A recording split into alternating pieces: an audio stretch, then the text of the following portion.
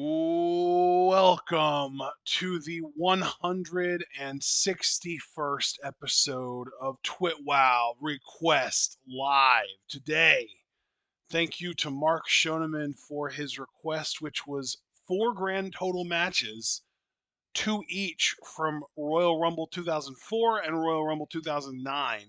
I will say, interestingly enough, I did see Royal Rumble 2004 when it happened, back in 2004 when it happened, but Royal Rumble 2009, I have never seen before. I am completely in the dark about Royal Rumble 2009. I know nothing about it.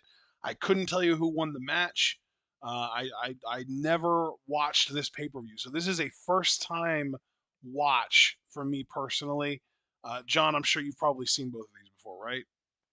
I know of both of them. Yeah, and 2004, I don't think I've ever watched the Last Man Standing match. I've obviously watched the Rumble match for very self-evident reasons. Yeah.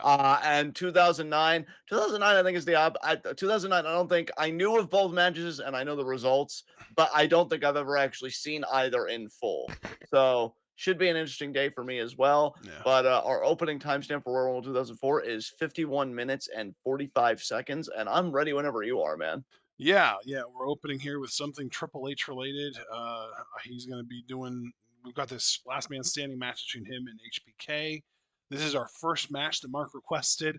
It's going to be this, and then just immediately getting into the actual Rumble match itself. I am going to have an ad break in between those two matches, but John, I don't want you to pause or anything. Just let it play out, and I will catch up to you afterwards. And then our second show, I'm going to have to watch an ad before and then another ad in between again. So just going to have to deal with it. Three, two, one, go. Here we go. Triple H getting his wrist taped. He is getting ready for this.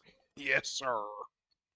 Two men, one very bitter rivalry, 20 pounds of gold between them. It's last man standing. As Michaels looks like he's saying a prayer before his matchup. God forgive me for the ass whooping I'm about to lay on my former best friend, as now we take a look at their history. Bro, I'm not going to lie. When you said God forgive me for the ass, I really thought you were going to say God forgive me for the asshole that I've been for most of my life. Yeah, yeah. Fuck Jim Cornette, but I always loved what he said about Shawn Michaels. He said normally people that find God because nobody else is willing to talk to him. And he said good luck with that conversion. I hated who you were the first time. So yeah, I don't know. I don't know. I was a kid when Shawn's 2002 run happened, and let's see. Doing this matches, but I will say I request them to have some separation. Okay, yeah. Okay. I'm making sure we didn't do anything wrong, Mark. Okay, you're just explaining your rationale for why you requested these. But anyway, back to my train of thought. I was a kid. I figure I was 10 fucking years old when Shawn came back in 2002. I really enjoyed his 2002 run. I don't know anything really prior to that. I've seen bits and pieces. Um, I really got sucked into his matches as a kid because again, he was that valiant babyface. He could be bleeding from half of his fucking face, and he would still fight to his last breath. And oh no, you get into it, man. It's the fucking gladiatorial shit. But now as an adult, it's whatever. I respect Shawn's story that he came back, but man, when you really see how the Raw main event scene was dominated by like Triple H especially, but maybe one or two other guys. I mean, God, it's amazing that Benoit even got a turn now that I think about it. Yeah. As there you see Michaels, this is SummerSlam 2002 when he beat Triple H in an unsanctioned match. Well, and even then, that really was kind of the story going into Mania, was that Benoit was very much the third wheel. Like Triple H and HBK were so focused on each other, and Benoit won the Rumble and got the title shot and earned the title shot, but he couldn't even get a singles title shot because these two fuckers just could not keep their hands off each other. Yeah, who was it that said Triple H doesn't draw the money? He works with the guy that draws the money. That And was Cornette, I think. that was Cornette too. Jesus Christ. Uh, and yeah, like that's the thing. Look, as a long time Benoit fan, putting aside all the stuff which I feel like we've talked about ad nauseum, but should never forget. It was weird, because you're like, oh, the Rumble winner, it's their big spotlight at Mania, and the triple threat's fantastic, make no mistake. But I really do think they needed Shawn in there because that rivalry sold and they wanted to pump up, box office and tickets and all that stuff. So yeah, we're just chronicling all their matches because you figure after SummerSlam when Triple H quote unquote paralyzed Shawn Michaels and then Shawn Michaels miraculously regains his mobility. Survivor Series 2002, first ever Elimination Chamber. Michaels beats Triple H. Armageddon, I believe also 2002. Yes, it would be 2002. He beats Michaels 2 out of 3 falls, and they've done a lot since then. And then I think the most recent match they had that led up to this match was a match on Raw. I think it was either New Year's Day or New Year's Eve, and Michaels had Triple H beat. He hit Sweet Chin Music. He was laying prone on Triple H, but his shoulders were down as well. The referee, they had done a ref bump earlier in the match. Eric Bischoff counted the fall. It was a draw. In the case of a tie, it goes to the champion. Michaels is livid. He, lays out Flair and he lays out Bischoff after Bischoff was kind of needling him a little bit about losing in his own hometown because that match took place in San Antonio. Bischoff tried firing Michaels. Austin comes back as the sheriff, so this is the time of Sheriff Austin. Says, I think Michaels deserves a rematch. We got last man standing because Austin thought with a stipulation like this, we would avoid any controversy. We would have a definitive winner, as there is Shawn Michaels. That makes sense. Yeah, that tracks. Yeah, your face makes sense. The universe needed some Austin. excellence to compensate for the suck. Also, I find it a little bit interesting that HBK was doing the drop down to my knees instead of the actual HBK pose, even this early into his run. And he actually did the proper H. Oh no, he was doing it. Okay, he did do the proper HBK pose there. I was gonna say he did the proper HBK pose on fucking Saturday Night's Main Event this past Saturday. Damn. Old man, like 60-year-old HBK, actually got down on that that crouching pose and actually did the full thing. He looked like he kind of struggled to get up a little bit afterwards, but he did the thing. Yeah. Folks, I would not expect wrist locks, hammer locks, fireman's carries. It ain't about that tonight. It's about the animus that runs deeper than any river between two men that were once brothers, now bitter enemies. As He here was comes already the going on 40 here. He was I believe 38 years old in this match because he would turn 39 in July of 2004. yes. So 38 year What's old, and it's kind of crazy to think about, just because like he kind of left at the peak of his game, and I want to say it was like what 99 or whatever the hell it was that he did the lost my smile gimmick. yeah, Yeah, and he came back a few years later, and it's kind of crazy to think that he was already getting close to 40 around that time. absolutely. And I Especially mean, here's the because thing. like he really didn't start getting like big time famous, well known as a wrestler until like late 80s ish. So you Yes, got to assume he was already in his 30s at that point. That's kind of hard to believe. absolutely. Yeah, apparently Sean didn't even debut as a wrestler until October of '84. So he would have been 29 years old. He would have debuted at 29 years old. I think that's really crazy that he was such like a late bloomer in wrestling. In this day and age, I won't say it's inconceivable, but it's so much rarer today, I feel like. But yeah, I agree. I mean, that's almost like some Batista shit, low key. Yeah, definitely. Definitely. I think the latest I think that I've ever heard of anyone getting into wrestling and being successful is DDP. Yeah. Do you know about how late DDP got into wrestling? No, I assumed it was like early to mid 30s. I thought that he got into the business. Oh, you know what? See, now that's interesting. That I'm was my seeing understanding. here. Oh, oh, okay. So apparently in 1979, he wrestled 3 matches, but he retired after a knee injury and didn't actually get back into the business until 1988. So if we go by 1988 as his proper debut, he would have been 32. Yeah. Now, There you go. Triple H has all the confidence in the world coming in as the defending champion against escaped with the title by the skin of his teeth on that one Raw that Michaels thought he had won in his hometown. And I guess I lied to you folks, right? Because we're doing a lockup here. I said it was going to be about lockups, fireman's carries, all this and that. And a last man standing match between these two people. We're starting with a lockup. That is insane to me. I thought it would be like a brawling kind of spot where they're just like throwing rights and lefts. Big shot already, though, by Triple H. Not going to see much technical savvy here, I would think. Michael's firing back. There's a knife edge chop.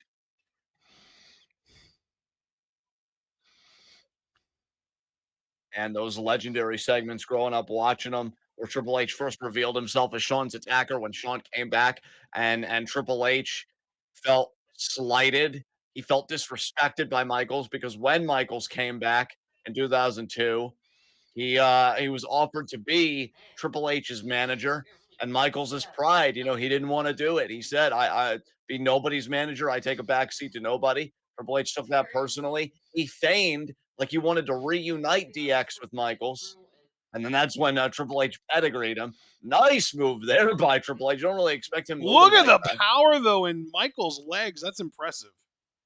Absolutely. That same power looking to kick Triple H's head off at some point in this contest, I'm sure. Another big chop there. And then after that pedigree, Triple H came out. He was going to explain himself. And again, that's when I've told you that Titantron would cut to Michaels laid out in the parking lot. The game acting all concerned. Who did it? Who did it? And then it was, in the words of Shawn Michaels, it was you, Hunter. And then the fucking evil smirk and spitting out the gum. You're damn right. It was me, Shawn. Well,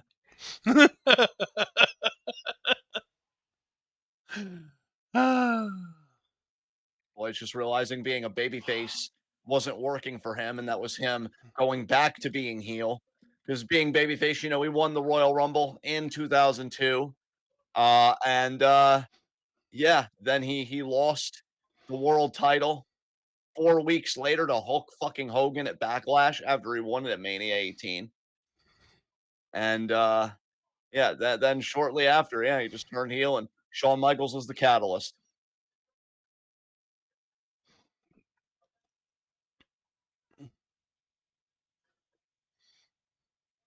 God, it's funny when you watch it as a kid though, and like you don't really like think about scripts or booking or flows of storylines because I remember that first Elimination Chamber. I think that was like the height of my Kane fandom because I loved the mask and I loved how fucking strong he was because he looked to be in great fucking shape before I think like his maybe it was a pectoral injury or whatever that made him lose some of his muscle mass.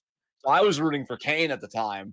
But no, the writing was on the wall that Shawn was absolutely going to do it. Figure four. Submissions do not matter here, though, folks. It's got to be an incapacitation for the count of 10.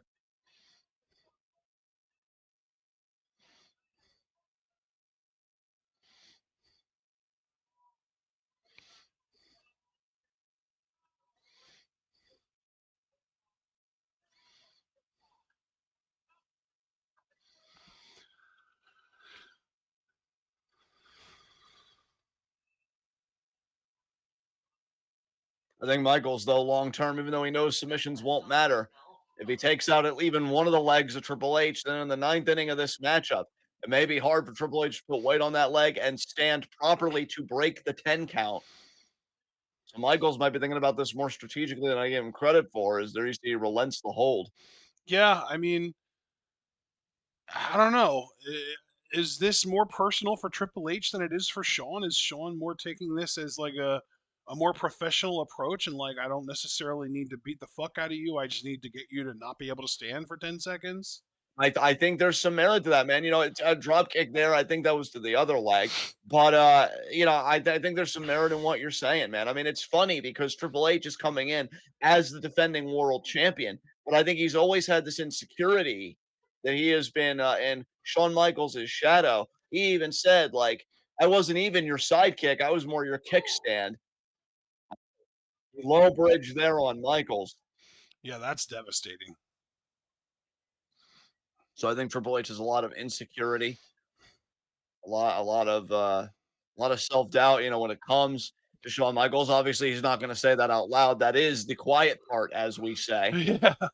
But, I think he's got a lot to prove to himself and to the world in his mind as it relates to his dynamic with Shawn Michaels.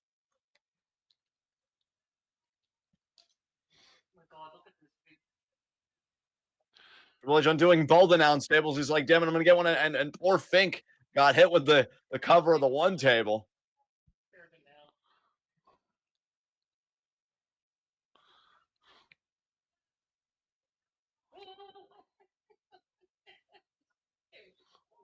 Mark, going back to my Elimination Chamber comment, he was rooting for RBD during that match. You and probably a lot of other people, Mark. It's actually, say what you will about RBD as a wrestler, he was so over during that time. They waited way too long to put the world title on him. But then I do have to give RBD some flack because they do put the world title on him at last in 2006, and he gets a wellness violation, like I'd say, like a month later. So I don't know. Maybe they just felt like RVD wasn't responsible enough to be that guy, but man, was he mega fucking over. I know that this is only barely tangentially related here, but the gear that these guys are wearing, Triple H's gear looks like it would be like at the time Oakland Raiders gear, Yeah. and HBK is wearing gear that looks like it could be like San Francisco 49ers or even maybe Tampa Bay Buccaneers. And I say that because this took place only 1 year after Tampa Bay beat Oakland in the Super Bowl. Wow. Okay. Yeah. Tampa Bay and Oakland were in the Super Bowl for the 2002 season, which obviously then that Super Bowl took place in 2003, but it was like at the beginning of the year 2003. And so, yeah, this is like January, late January of 2004.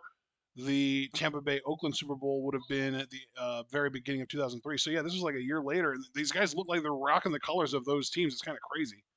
Absolutely. What's funny though is that Kansas City Chiefs are going to be looking to channel their own Triple H as they continue their reign of terror for a potential three-peat in the Super Bowl Yep. against the Eagles. We're probably going to have to channel their inner Shawn Michaels because the last time they faced Kansas City, they came up just a bit short of the championship. Well, Yep. Michaels come up short here.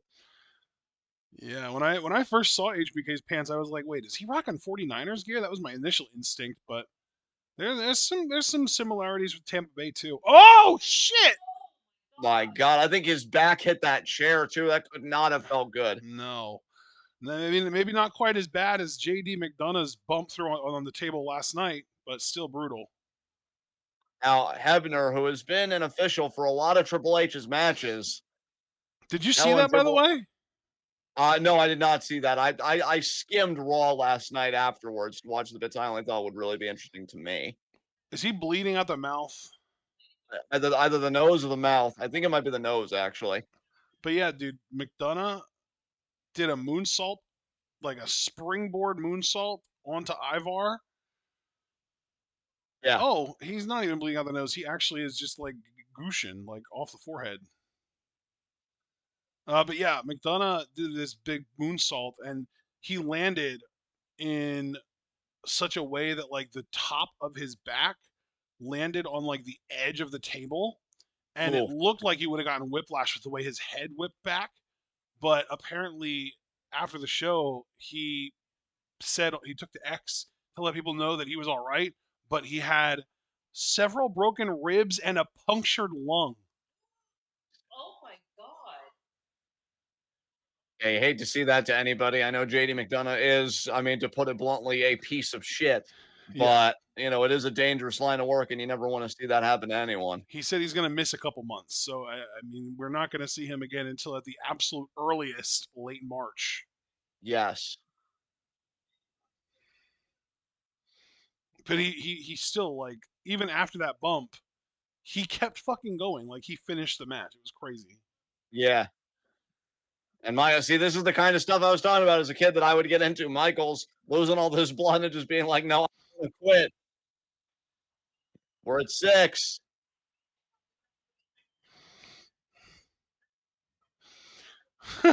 Triple H just walks up and punches him in the face. He looks so irritated. Yeah. Like, why the fuck are you up? And there's another big shot there. You know what I did see from Raw? Sami Zayn losing to Drew again. They know what they're doing, man.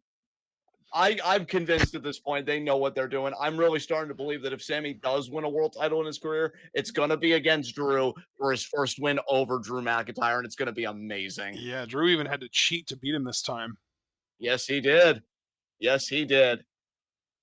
No, that's quickly becoming one of you want to talk about storyline of the year. If it gets a payoff in 2025, I'm telling you, that's my storyline of the year. Sammy finally beating Drew McIntyre.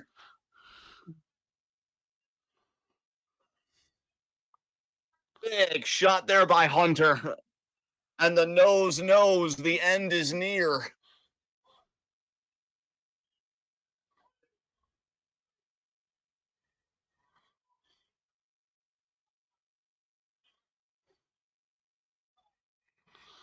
Michael's stirring. Michael's really selling it. I can do it. Through God, all things are possible. And Triple H is just like, but Sean, I am God. It's true. He probably believes that too.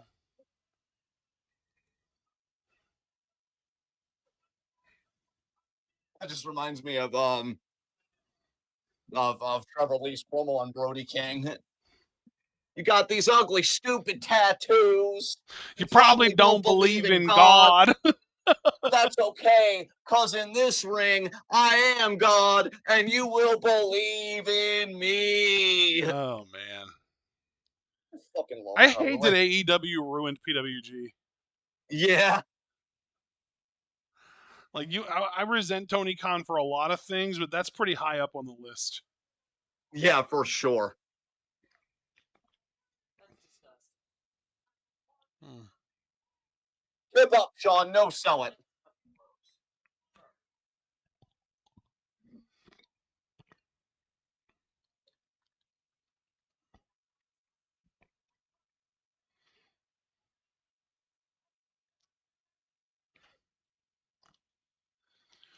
Triple H. Why find a pedigree with all the blood loss? You really think like right hand? That'll do it. Count. That is such Jericho energy. You might as well be yelling, axe him. He's got the chair. We know Triple H is like sometimes unfolding that chair and doing a backbreaker on it, but I think he's just going to go old school. Right to the back.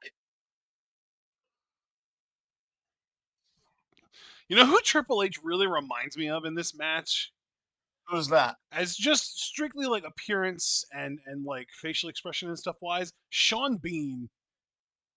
And you know what? I could see it. Yeah.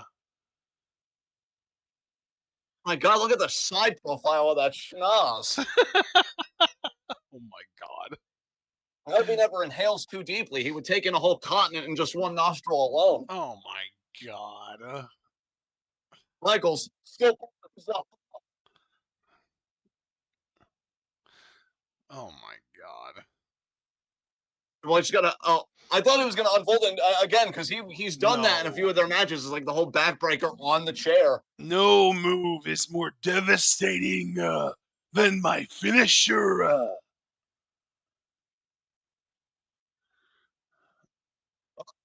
Oh, Ow. the catapult. Oh, he hit in the ring post. He's gonna bleed off that. Yep, That's that's the. definitely getting juiced. Yep, that's the blade spot. Oh my god. Which he would know a lot about because he would be in Blade Trinity, and it would suck. Oh my god, you're so. You know what? I want to give that movie another chance. We should watch it one time. You know what? If you're in it, I'm not doing it alone. So if you're in, I'll be in. Hell yeah. How are you not blading, Hunter? How do you know he didn't already? I don't know. Well, I mean, his forehead looked pretty clean. Now it's not. There we go. There we go. And now we've got the camera focusing on HBK, which means this is when Triple H is going to do the blade job. It's all about the sleight of hand, baby. The magic of pro wrestling. As we see again that crimson tank chair, bam, right across the skull of Hunter Oh, Hearst Helmsley. oh, And the there faucet we is leaking. I go. repeat, the faucet is leaking. Two men, two crimson masks, one world Sometimes, title. yeah. The ref usually passes it to him and then takes it back. Yes. That's why the camera was focused on HBK there. Yeah. It is. Oh my God, Sean. Now he's gonna kip up with that face. I know he normally kips up out of this position, but how's he going to kip up with the rope right there? I don't He might have know. put a little too much into that forearm because he flew it right under the ropes. Well, the camera cut away. Oh no, I thought Michael was gonna move. Well, the camera was cut away on him. Oh, he's moving the one leg. He's moving the other leg. He's gonna do it. Yeah. Ah, there you go, HBK. Oh my God. That's funny.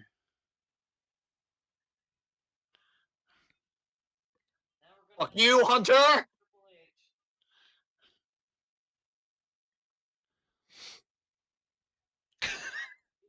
I'll tell you, Triple H's golden shovel might have to dig 2 graves tonight. What a right hand. Meanwhile, Earl Hebner just desperately trying to avoid both of these men at all costs. Yes. Just tripping over himself trying to stay away from them. Oh, that is really gross. Oh, Are we going to get an elbow drop? Yep. Nice. Right into the big black heart of the game. Oh my God, Sean.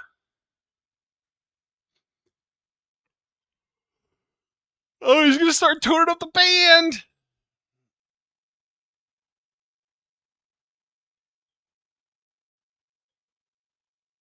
Now this crowd, though, they're into it. Jesus, I'll say they are. Holy hell. Holy shit. Here we go. He's gonna catch it. Oh, the low blow. He punched him in the dick. He literally He caught punched him. something. He caught his nuts in his fist. Holy shit. Oh, blatant low blow. Yeah, no shit, JR or Waller. Or, which one is it, JR? Those grapefruits, baby. Yeah. Oh, it was blatant. Yeah, who cares? It's legal. Don't worry, young Shinsuke Nakamura just popped his fucking ass off. Just a blatant forearm to the face. You know, because they're equally legal. Yes. Oh, we're gonna see it again from this angle. He punched him. Oh, Yeah, oh, he punched him right in the nuts. Oh, oh, oh. How is Sean not still selling? I'd be crumpled over in a heap. Do anything you want to me. I'm done. Fuck. I would have been on the ground and been like, Hunter, we need to call an audible. Did you say anything after Hunter we need to call an audible? Because it didn't get picked No, up. no, I didn't. I didn't. Okay. You're fine. Oh, look at that. Oh my God, that's Triple H's blood soaking his bicep. Pools of blood. This crimson calamity has to come to an end. Oh, man. We need Marie from Gen V to show up and clean this mess up. There you go. Just God, put can it you all... imagine that crossover at the time if they were still like, if they were hyper capitalist even back then? I mean, goddamn. Just put all the blood back in their bodies. Yes. I'm sure she could sense whose was whose. Michael's just leaning on the rope, telling him of his own willpower he could stand. He needs the ropes. 8. It's close, Hunter. He hasn't hit sweet chin music yet, though. That's true. And, oh, he didn't Or even... has Triple H hit a pedigree yet? That's also true. He was winding up for one on a chair earlier. Triple H just keeps shoving Sean like, get away from me, yo. Oh, DDT! And they're both down. Is Sean going to kip up from this position? Because he looks like he's in perfect kipping up position. No, his face ain't too much canvas. He's going to kip up at 9.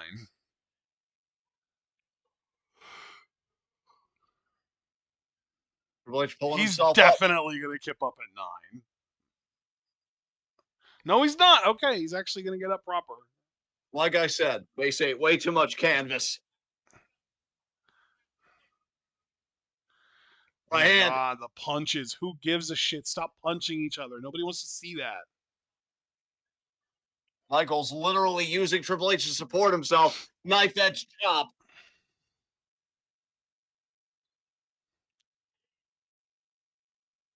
It's a matter of pride, not just the title, but pride for these guys. Oh, Michaels is Of back. This could be where the course. pedigree happens. No, no, Michaels is still hung up. Triple H might be thinking about a Mm-hmm. back superplex, Uh-huh. which Michaels might reverse into a crossbody. He did.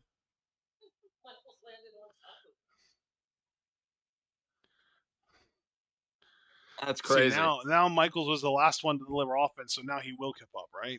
There you go. Sure. We'll see.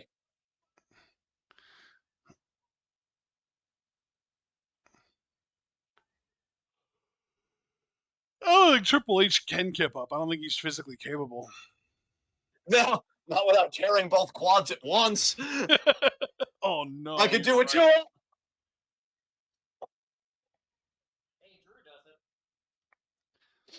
Drew's a limber son of a bitch. Yeah, he is. Drew's such a mega chad. Uh-oh, pedigree time. And he Oh got my it. god, he actually hit it. HBK just offered no resistance at all. This is gonna do it, isn't it? Sean, yeah, Hunter, I hate you. I don't even know who you are. Everybody's bleeding.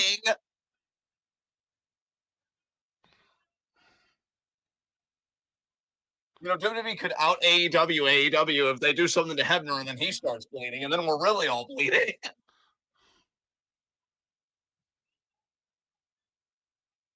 It's like, no, you're lying. Count again. Super kick. Of course, sweet chin music gets the job done. Yeah, Mark, your Big Show can do a kip up with rope assistance. Yeah, he did that once in a WWE Championship match against the Big Boss Man, Big Show being the defending champion, He and did I it. popped for that. You know, Big Show doesn't get enough credit for that era of his career when he was like big, but also like agile and had athleticism. Yeah, he did it in WCW quite a few times. Yeah, and that's the end of the match, right? Yup. Double count out. Boo. Fuck you. Gross. I gotta tell you, I Ridiculous. think finally seeing this match in full, it was definitely more of a muted last man standing match in the sense of like, you know, you even said at one point, like, all it seemed to be was them just like punching each other, and nobody wants to see that. Like, we got a chair, we got an announce table spot, but as far as last man standing matches go, when you think like feud ender, brutality, giving everything you have, it seemed very muted and yet still having way too much blood relative to like the violence that was actually in the match. So you mean to tell me that Sean was able to get to his feet after that pedigree, but delivering the super kick took so much out of him that he was unable to answer the count of 10 afterwards? What? Yes. What? And actually seeing this match entirely unfold and seeing again, and to keep using the expression I've been using, how muted the violence seemed to be, the Benoit fan in me is like, did we really have to do a triple threat? Because Sean just seemed like he kind of nerfed himself there. I don't know. What the hell? You're able to answer the count of 10 after your pedigree. You receive the pedigree, but then you have enough strength to deliver the super kick, but delivering the super kick takes so much out of you that you can't answer the count of 10 afterwards. I don't know. I think that's kind of lame. And there you see Evolution checking on Triple H. Shawn Michaels, meanwhile, has no friends, so nobody's checking on him.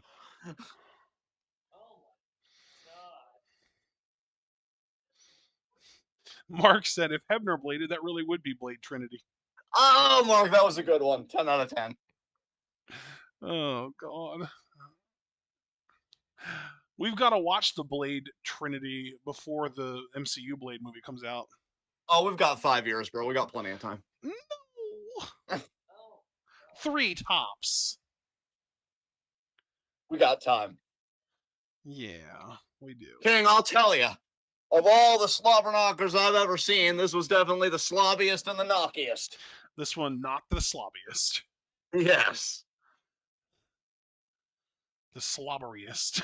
Oh, that sounds so gross, God. Triple H can motorboat himself when he gets to the back, his golden shovel keeping the world title in his camp.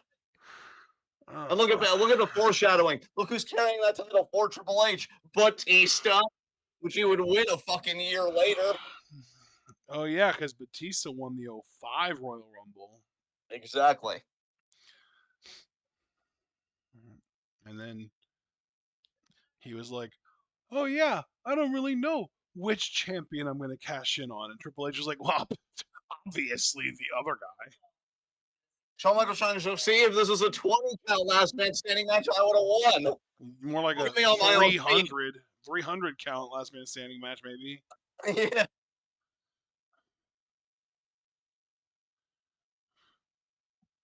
This is like when Triple H is like, I technically beat Undertaker at WrestleMania because I hit him more than he hit me. Yeah. Sean's like, I technically won that last man standing match because I was the last man standing. Ha! I mean, sure, you won the match, but I walked out of it. Okay. I didn't know that's how we were doing things now. Cool. I'm glad that match is over. Too much blood for my taste. And now we get to the 30-man Royal Rumble match. Royal Rumble. We're gonna rumble. Sorry, Divas. royally. See you in another decade. And a half. Yes. First women's rumble was like 2018, right? Yeah, it was crazy, like how long it took. Although, I mean, shit, this year's women's rumble feels like an afterthought anyway, so why bother? Yeah. Yeah, the men's definitely feels more hype this year. I feel like that's every year. Man, I feel like even last year I was more hyped for women's than men's, but this year I just got to be true to myself. Like, definitely more hyped for men's rumble just because of how stacked it is. Even though the funny thing is, I think I'm going to appreciate the women's rumble winner more than men's. At least I hope that's the case. All right, bud, give me a running timestamp. 127? No, I'm at 126, 55, 56, 57, 58, 59. No, I'm at 127. All right, tell me when you get to 127.05. 5. Cool. Did I see the cat? I think I saw the cat. You might have. Are you still ahead of me? Because these names have been coming so fast. I'm looking at Goldberg now. Yeah, Goldberg.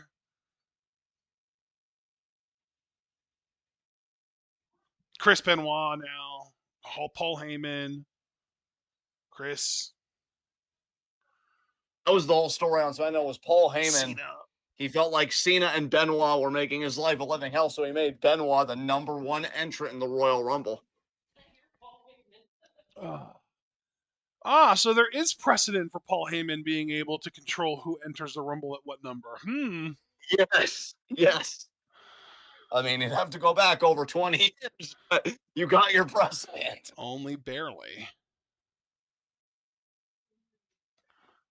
But as we've seen, when you have power, you really shouldn't care how far back you'd have to go to get your precedent. If it exists, it's ripe for abuse. Mm-hmm.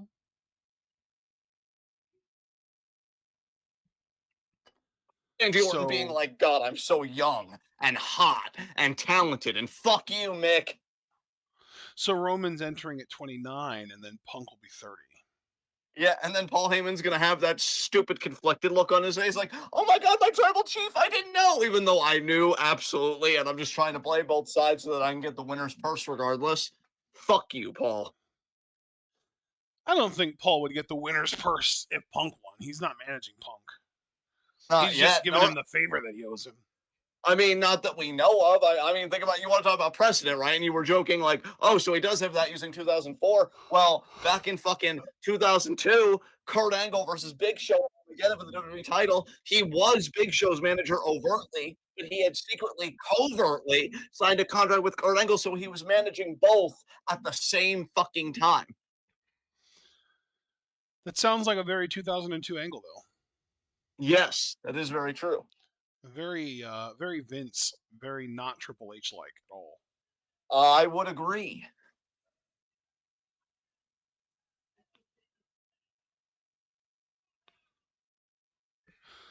Eric Bischoff.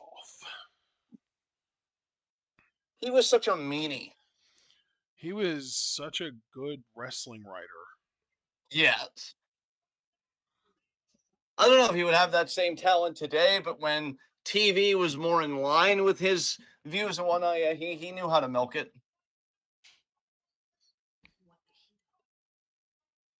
You? You don't have the respect and admiration of your locker room. They all laughed at you when Rikishi shoved his ass in your face. Paulie! Look at that strut. Yeah. That ponytail.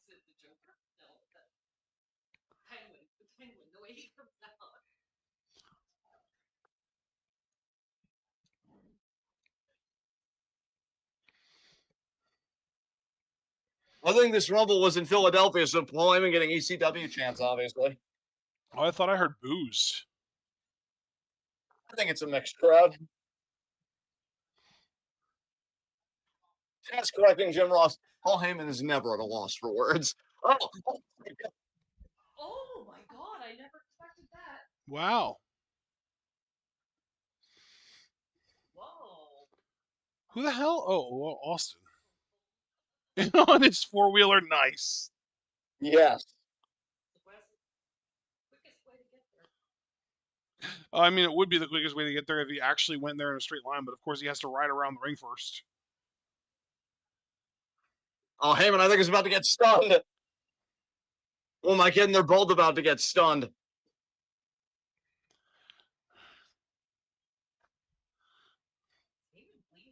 So what was I know he's like the sheriff or whatever, but what does that actually entail?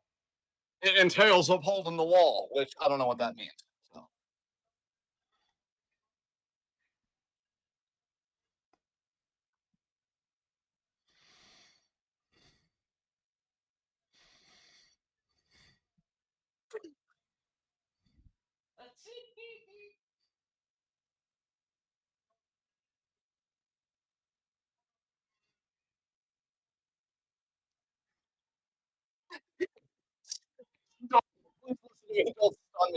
I will say, Paul always calms me with how he can act pathetic. He had a segment on Raw last night with I did see that. Drew where he was like, "You're crowding me." God, Paul Heyman when he feels unsafe is the best. It was such a throwback to the Samoa Joe segment. Yes, Joe, you're crowding me. Gets choked out. And there's the kick, and there's the stunner. Good for Paul. That was a good fucking bump. Good for Heyman, man. Good for him. That was an actual good sell on a stunner. It's not very often that you see non-wrestlers actually take the stunner well, and Heyman did. Nothing will be as iconic though as Vince McMahon's last stunners. Let me wobble back into the rope. I'm 80. And then take the weakest fucking stunner ever. God, that was so bad. Still not as bad as Linda's, though. Oh, God, Linda. That woman never should have been on TV. I think Vince himself even said, oh, God, Linda, I love her, but she can't act. She also never should be in a cabinet either, but here we fucking are. That is also incredibly true. Goldberg! I take it he's in the Rumble? Yes, he's number 30, actually. Oh, that's confirmed ahead of time. Nice. Oh, it's Brockius. Brock. It's the Bork laser. Yes.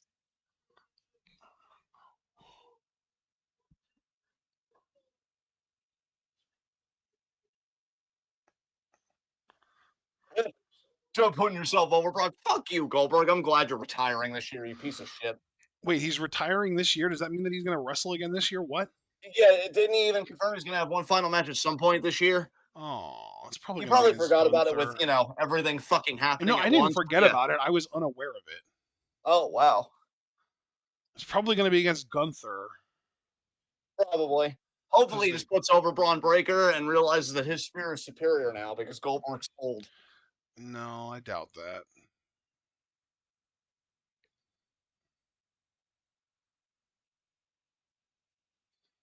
Is he gonna go hit on someone? Goldberg probably left. Oh, that's really close.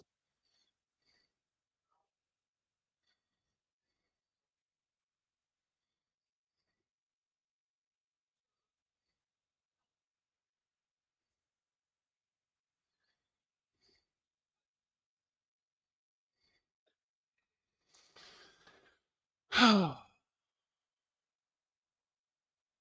that is oh, that's right, because we were doing the whole big Randy Orton McFoley storyline at the time, which I will admit, as a kid, I was like dialed the fuck in. And even now as an adult, parts of it definitely do still hold up.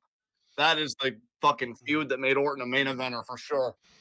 Or at least gave him main event promise at the very least. Yeah, that's fair.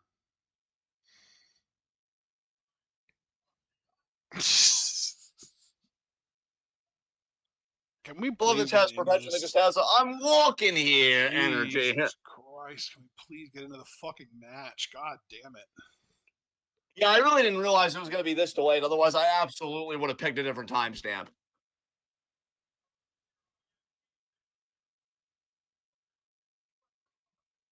Out of sight, out of mind. That's fair. I mean, number 3 seems a little too obvious to really even count, but sure. Yeah, that's really out of my control, Taz. What do you want me to do? Go back in time and change my number, you fucking mark? Here we go. Oh shit! This is Benoit. Yeah, that's right. We already knew ahead of time he'd be number 1 because of Bischoff, right? Yes, because Paul Heyman wanting to make sure that Benoit never gets a shot at Mm. the world title. Oh right, it was Heyman, not Bischoff. Okay. Yes.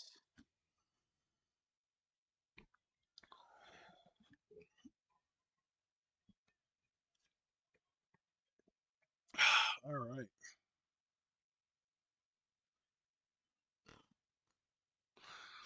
I hope that the WrestleMania 50 is main evented by a black man that everyone loves winning the world title for the first time. Yes. Let's do Kofi Mania again, but totally intentionally this time. Yeah. Randall. Oh shit. Intercontinental champion Randy Orton. Holy shit.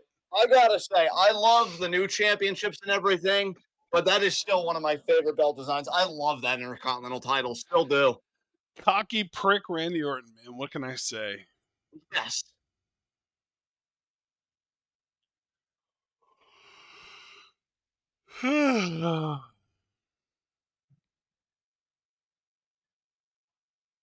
Number one and number two. And the funny thing is, the history these guys would later develop. Orton beating Benoit for his first world title at 24 years old. Looking back, you really do have to wonder how much was planned ahead back in the day, because you always used to hear that, like, oh, everything's planned like a year in advance and all that stuff. And you see little things like this, and yeah, you can believe it. Yeah, I think they probably did have like the big main events for the big 4 at least planned out a year ahead. So when they were like, when they had a thought of like, yeah, SummerSlam, we're gonna have Orton beat Benoit for the title after Benoit's gonna win it at Mania, and we're gonna have Orton beat him at SummerSlam. That probably played into their planning of this match, which led to these two opening the Rumble. Yeah, just to get these two familiar with each other. Oh my God, Benoit stomping a muddle on Orton here. Yeah. Nice shoulder block. Always loved how Benoit did his shoulder blocks. We know Orton in the lead up to this, not only was he taunting McFoley and everything, his dream was an all evolution WrestleMania. Intercontinental Champion versus World Champion Triple H. Nice uppercut by Orton. That's another thing, too. When you talk about young Randy Orton, this is kind of my hot take because I don't know. Orton's had a really great career. There's no denying that. And even this comeback he's had, I'm sure he'll have a decent program with KO when he does return imminently at this fucking point. But man, the offense of young Orton and the fucking drop kicks and just the way he wrestled, I prefer the style of Randy Orton when he was young compared to like that slower style he would develop as he really became like one of the main guys. Nice kitchen sink there by Benoit. Your son is here. Yeah. Oh shit! It's Mark Henry. And he said that his theory is that Orton only beat Benoit because Brock left, so Orton would be the youngest world champion and basically erase Brock from the record books. And then Abel even added, but that's just a theory, a wrestling theory. Oh my God, Abel, you're precious. Oh man, Mark Henry. He's big, he's bad, and he's mad. And he's wearing royal blue. Mark Henry, of course, the poetry of this, of him choking Orton in the corner, is that like a little, maybe a little less, I think, than a decade later, he would beat Orton for his first world title with Mark Henry. Okay, maybe it's purple. It's like LA Kings.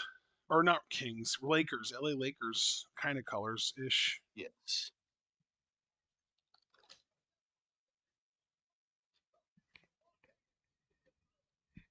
Ow.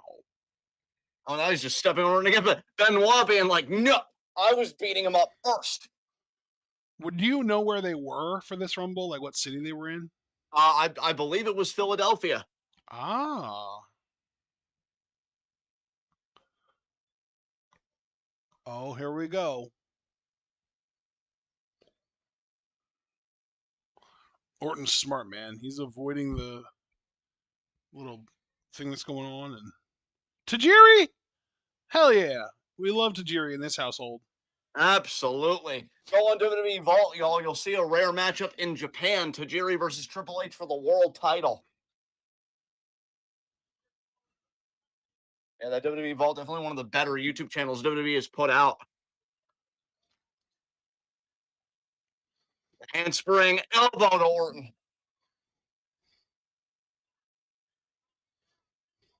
Oliver does not know. Thought Ben was looking for his dynamite kid snap suplex. Nice German to Tajiri, though. You ever notice how some of the absolute best sort of like, I don't get what makes them so special, but they just kind of move different wrestlers are actually just like heavily inspired by other wrestlers and basing their shit off of them. Yes. Because like Benoit is kind of in that group, and he's literally just like Dynamite Kid cosplayer, basically. Yeah. Yeah, absolutely. And then I also think of like Vampiro, because Vampiro is like a pretty mid wrestler, but he moves really differently in the ring when he does wrestle, and it's really cool to watch. But like he's literally just cosplaying Great Muta. Like he literally just does Muta shit. Yeah, exactly. Yeah, it's like God, it's kind of wild how unoriginal everything in wrestling truly is. Nothing new under the sun, my man. It really makes me wonder, like, if Swerve really is just that fucking actual unicorn where everything he's doing is original, or if it's gonna come out that like, no, he's basing his shit on this random obscure indie wrestler that no one's ever heard of, and he just found success with it. And y'all giving clotheslines from hell to everybody, and yeah, that is a fair question, friend. Oh, Benoit's next. Oh no! Clothesline from hell, yep. Oh my god, what a reversal by Benoit. That was insane. Caught it in the crossface. That's Ratchet gonna try crazy. to eliminate him here. Well, we know that's not gonna happen. Yeah. Benoit's the one man we know won't get eliminated in this thing. Yeah. Oh, but Bob Bradshaw will. You shit. Don't worry, you're gonna have a much better year next year. Fuck off. Yeah. Bradshaw eliminated before Tajiri. You'll love to see it. Eliminated before Mark Henry, too. You also love to see it. I hope Tajiri avoids elimination at one point by misting somebody in the fucking face. They're like trying to eliminate him, and they've got him like halfway over, and he just. Exactly. Yeah.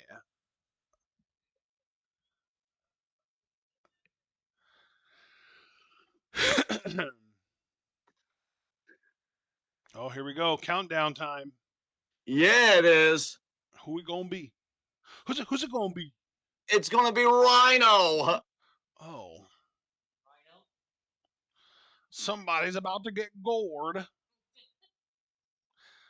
And I really Rhino hope. going after Orton. I really hope that they don't throw any like 50-plus-year-old dudes in the Rumble or any like 45-plus-year-old women in the Rumble this year.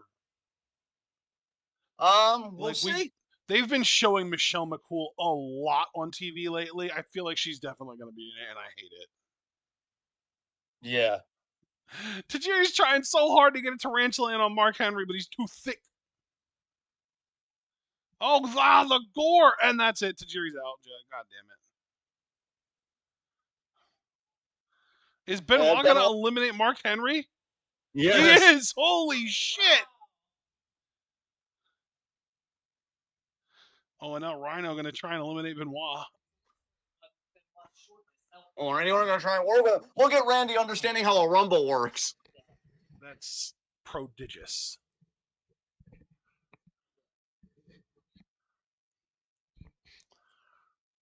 Good on Benoit using his leverage. Yes. Oh, Tajiri even misted Mark Henry before he went for that tarantula. Tajiri, you wasted your silver bullet. Damn. Or your green bullet, depending on how you look at it. Yeah, there you go. Speaking of miss, I miss Asuka. We all miss Asuka. Oh my god, it's Magnitude! Oh, yeah! He could slap a tornado! Yeah, he can. The tornado doesn't stand a chance. God, Matt Hardy should have had a cameo in Twisters. It would have made the movie better. I was literally just about to say, don't tell the kids in Twisters that Matt's so talented he could slap one of their fucking high school project charm, whatever the fucks. Well, does he listen to country music? Because that's all we have in this land. Probably, unironically. He's from North Carolina. They have a lot of that. Oh, no, Matt Hardy hung on. Oh my That would have been God. hilarious. He's got tornadoes to slap. He can't be getting eliminated already. He tried to eliminate me before I could dry up a sea, and... You know who Orton reminds me of in this match, low key? Who's that? Chris Masters. Yeah.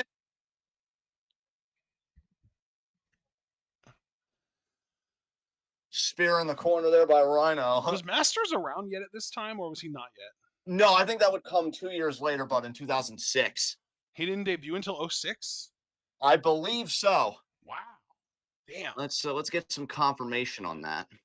Shit.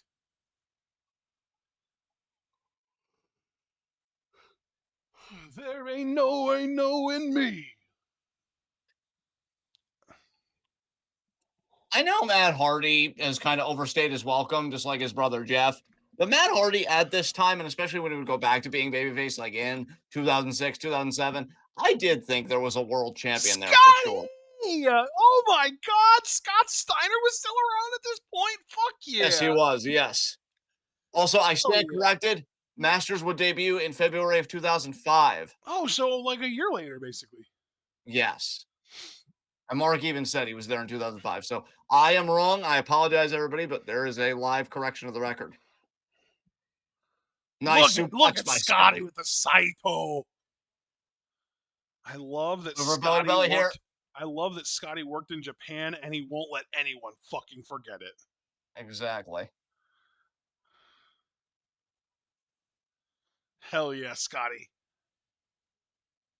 Oh my God, that suplex was nasty looking. We have to know at the Rumble last year. He just shoved Matt. He just shoved him.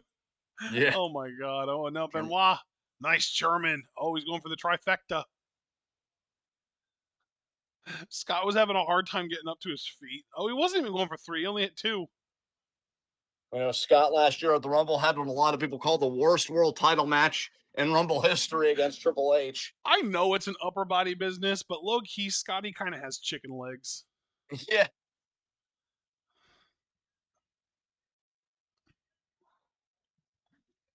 Matt Hardy trying to eliminate Randy Orton. Benoit, what are you doing? Do you really just hate Matt Hardy that much? Wow. Oh, it's Matt Morgan. The blueprint. That was a fake yawn to express how fucking boring Matt Morgan is. Yeah. Well, apparently management agreed with you at the time because they gave him a stuttering gimmick. Yeah, that made it worse. Power bomb. Dude, why are you doing a Batista bomb? Batista's already got that shit on lock. But it wasn't a Batista bomb because I spun first. Oh my god, Matt. Matt Morgan, Matt Hardy. There's a He lot of Mattitude really in this does. match. He really thinks he is the shit.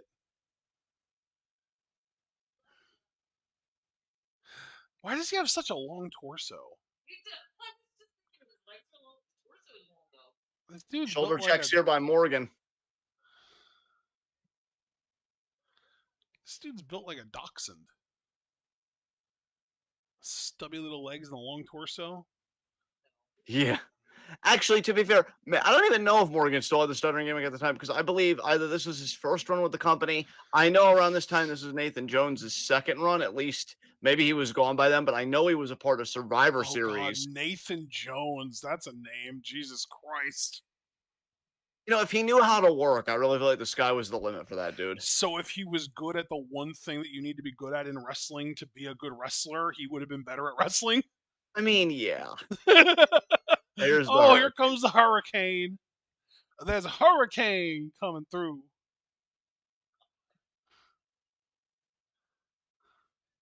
Hurricane, you don't know what you're doing. And of course, he goes after Matt Hardy because two North Carolina boys. Yeah, they Oh, came from no. the same wrestling school, didn't they? Like those two guys and fucking what's his face? Shannon Moore. Like they came from like the same wrestling school, didn't they? Yes, I believe they did. Oh my Damn, god, he Hurricane. made Hurricane fly. Oh Hurricane shit, might have even hurt Hurricane's himself the way he leg landed. got fucked, yeah. I wonder if he God, missed time after that. That was imagine knowing that you're only going to be in the Rumble for like a minute or 30 seconds, and that's still enough time for you to get injured. That is a mind fuck. yeah.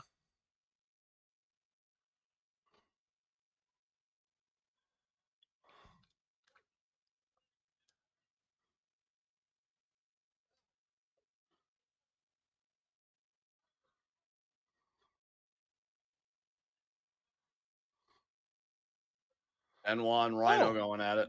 he literally wrestled the next night on Heat. Oh, well, that's a relief. Yeah. I guess he wasn't seriously injured. He has super healing.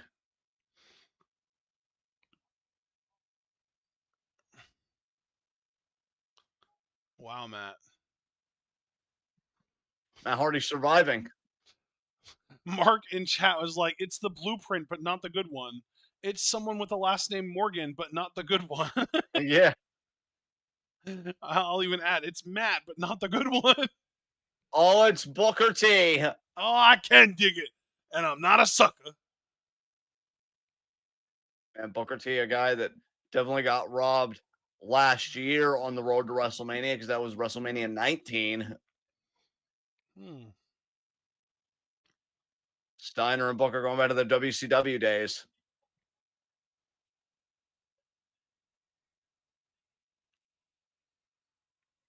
You beat Ross to it. JR said exactly what you said, but he said it later, so you beat him to it. Yeah. Suck it, Ross. Yeah. It's Ross, but not the good one. God, I mean, you know, I love Chris and everything, but looking at Booker T doing his thing, imagine if he would have won this and then got a rematch against Triple H 1 year later and we actually got the correct ending that time. It would Imagine, have been nuts. man, what a lifetime that would be. Yeah. He says or kicked Orton. Hey Booker, you know, you eliminate Orton here, you might get an Intercontinental title match. You don't know.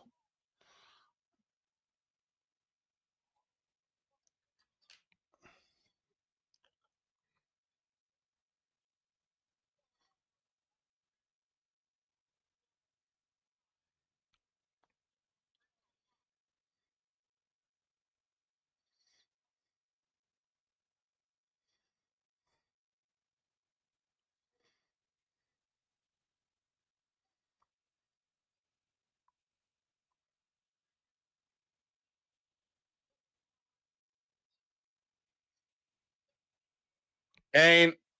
Oh, I remember what happens. Okay, this is funny. At least for me, I have a sick sense of humor, so yeah. Kane, I Maskless remember Kane. cut. Well, I'm sorry, you were gonna say something. What were you gonna say? I said maskless Kane. Yes. I remember on the road to this Rumble, Kane cut a promo where he said, um, I think he listed 3 things that stopped him from winning last year when he was still babyface masked Kane. He said, "The fans, like, I no longer care about what you guys think." And then I think he said something else, and then the final thing was The Undertaker, because he showed the tape from Royal Rumble 2003 and how Kane and Undertaker worked together, and Kane took his eyes off Taker for, like, 2 seconds, and Taker eliminated him. But, of course, like, at Survivor Series this year, well, last year, because this is now 2004, he buried The Undertaker alive. So he thought he took care of The Undertaker. So naturally, Taker's going to be the next entrant. Not exactly, but we're gonna see here in just a few seconds.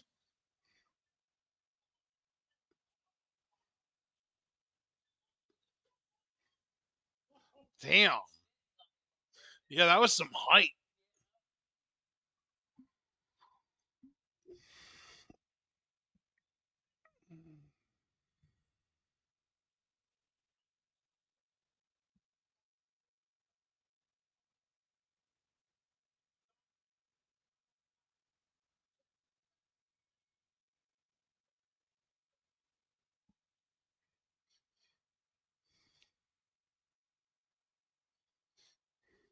Freaking the fuck out.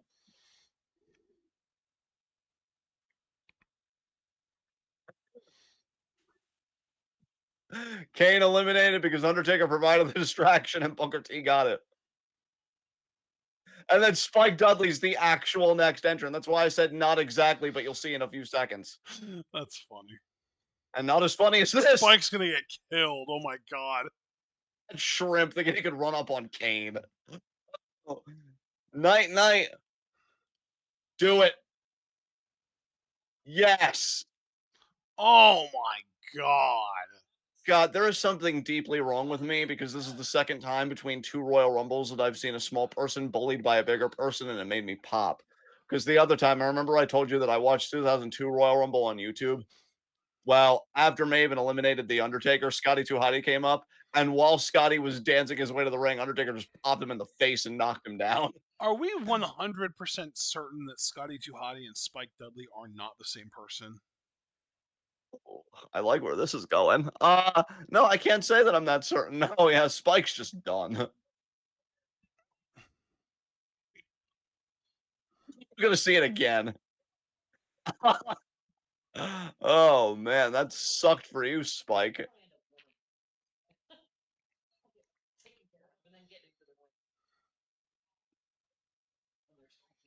Kane was so confident. He had this whole master plan to win the Rumble. It's like, great. I'm no longer insecure. Fuck the fans. Don't have to worry about my brother. Fuck him for betraying me. I buried him alive. I'm going to Mania. And then Taker just still finds a way to fuck with you from literally beyond the grave. Who the Oh, man, fuck that's is a lot of this? ass. Oh, Big Quiche. Oh, my God. I don't know if it was this year or last year, but there's a point where he gives a steak face to Shelton Benjamin and he pulls the thong way up, and Shelton just makes a face like he just saw like his life flash before his Oh, there goes eyes. Rhino. Oh damn! Super kick to Matt Hardy. Kishi just Arigato. imposing as well. Oh no! Yeah, he's their dad.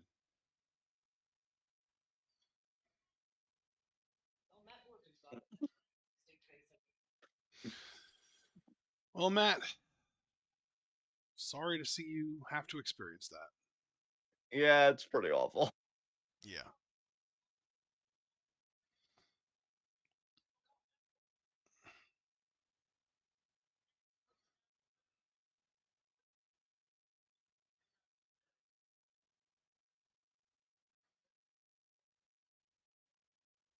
Matt Morgan probably thinking like, "Oh, this son of a bitch putting his ass in my face. I'm gonna eliminate him. Just you watch." Booker T's doing pretty well. Randy Orton's doing pretty well.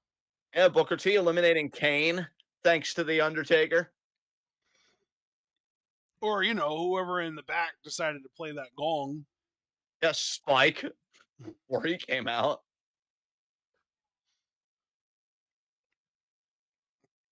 Mark making a great point. Taker's gong went off when the entrant was number 13.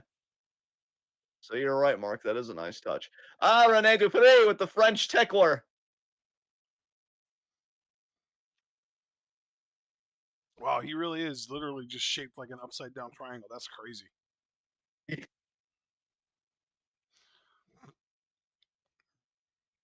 Guy's physique is nuts. Yes. Oh my. I believe we did react to Mania 19 on the channel. Mark asking if we reacted to Mania 19. I guess going back to my Booker T comment, Matt Hardy eliminated thanks to Rene Dupree.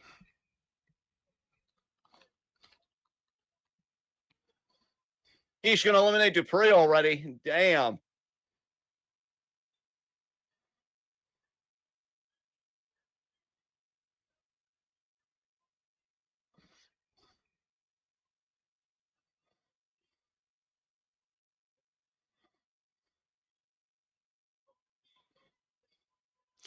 Yep, WrestleMania 19. We reacted to it on March 16th of 2017. Yep, so it's there, Mark. Actually, we didn't even. Oh wait, we didn't live react to it, but we did review it. Huh. Oddly enough, that had to be a poll thing. Interesting. Oh, it's Javaris actually. Yeah, we reviewed it. That was when we were still doing reviews. Wow, okay. But the fact that we reviewed it means that we've watched it for the channel. Yes.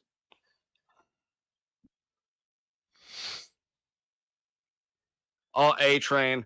I like Albert, man. I always have. A-Train was underrated in my book. He gave, I think, Brock some of his best matches, honestly. Two hosses fighting. Always good shit. Hell yeah! Yawn. You can do this, bud. I believe in you.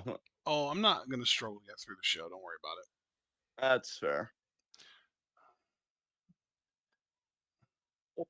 Punching bell. Oh, and there goes the quiche. Yep. Big Quiche is out. And also eliminated Oh Booker T. shit! There goes Book. Wow. Being like, yeah, I fucking got this shit. Fuck you.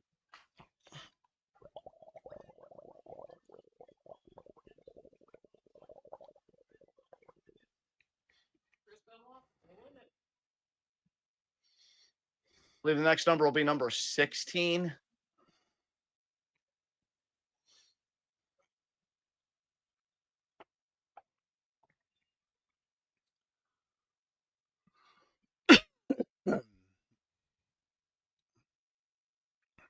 Okay, so Shelton didn't get a stink face here because Rikishi's already gone. But I know there was like a SmackDown or something where Shelton ate a stink face, and I felt so bad 17. for him. Oh, well, eliminated A-Train. Damn, we're down to just these three now? Yep. Plus Spike. Well, no, Spike is just done, bro. Spike never even got into the ring. I understand that, but he got chokeslammed on the ramp, so that's kind of they're writing him out of the Rumble. What? Yeah, they've done that before. That is terrible. Yeah, but it happened. That's nonsense. Okay. Mr. You don't- Super Kick. You don't think that's nonsense? I mean, Oh my god! So we're back down to the first two. yes. I guess I'm just more used to it being a precedent that it doesn't really bother me. Because hell, I keep talking about 2002. Maven never got eliminated from the Rumble. Well, I mean, technically he did later, but the ass kicking went on so long for Taker that at one point he does throw him over the top rope and then he just beats the crap out of him. But I think at the time, here's the funny thing: at the time, I don't think you could legally eliminate somebody if you were yourself eliminated. I wish they would bring that rule back, honestly.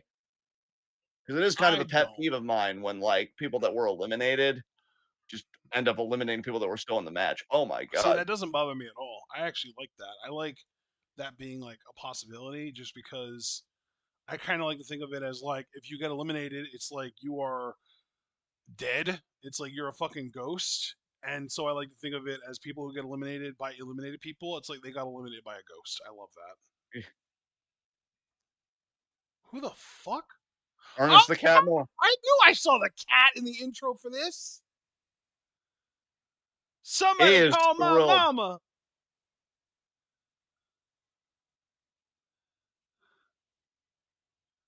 Oh my god.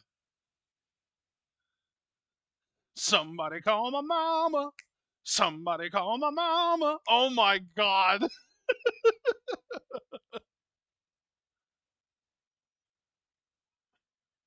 He's still. Why aren't you doing anything, my dude? He is really feeling himself. He's like, oh my What god. do you mean? He is doing something. He's getting his shit in, bro. What do you want from him? Yeah. I mean, if it was me, I would think, oh my god, two of the biggest threats in this match, and I can eliminate both of them right now, but let me bust a move. You know damn well if you try and pick one of those guys up and throw them over the top rope, they'd spin it around and throw him over instead. So he's just deciding I'm gonna dance because I already know what's happening. Oh shit. Oh my god, he's bald. Oh, oh, well, see, he got to have his Rumble moment. That's what really matters here. Yes. Jeez. These guys are grumps. Yeah, I mean, they're tired. Well, if they were that tired, they could have just kept on laying there, letting the cat get his shit in. I mean, I guess that's fair. That's not even a hill to die on. Yeah, Orton they must not posing. be that tired if they're willing to get up and throw those guys out over the top rope for just having fun.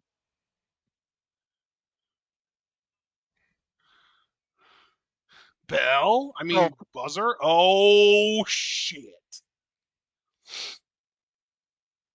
number 19.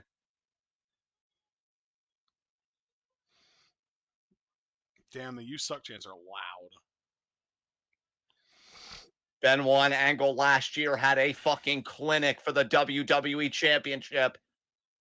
Notice how Benoit gets some wind back in his sails when Angle's in the fucking ring?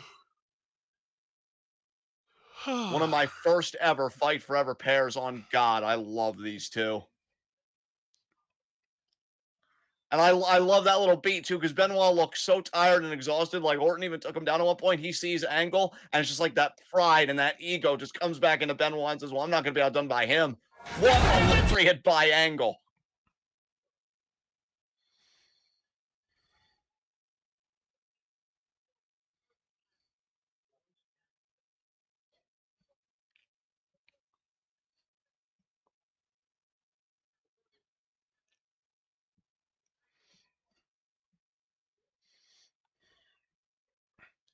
Angle going to try and eliminate Benoit. I mean, Angle made Benoit tap out last year. Would love to crush his dreams this year.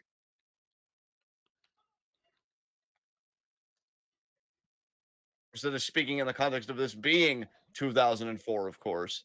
Of course, we're in 2025, way in the future. Rico! Hell yeah, Rico.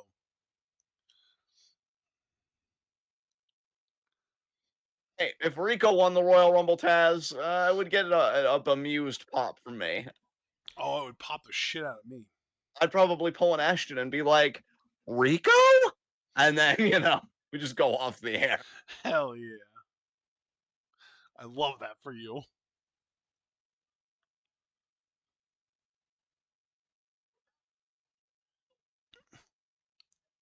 That's a nice face breaker Rico did there. It was like an inverted final cut over the knee. So pretty much like a GTR in a way, like a reverse GTR. Yeah. Rico should have used that as his finish. I would have bought it. Hell yeah. What was his? Rico's going to try and eliminate Orton. You know what? I like the ambition, Rico. Oh, Oh, look at this. Angle and Benoit, they're standing switches. Yes, give it to me. Put it in my fucking veins. I 2. love how they've been mirroring each other this whole match. Yeah, Cameron, why would you cut away from that? Thank you. Jesus. Oh, jeez. And Rico's just yeah. You don't cut away from the pristine technical shit unless Rico is going to eliminate Orton, because I would want to see that so I could laugh at Orton. Oh yeah. See now, Benoit's smart. He went out under the top rope. I go Oh crotching fuck. Benoit. Damn. Jesus Christ, Kurt. I didn't know these two went after each other this much in this. I'm loving this, man. They're This is fucking just feuding. 1 year after their big singles match at the Rumble, right?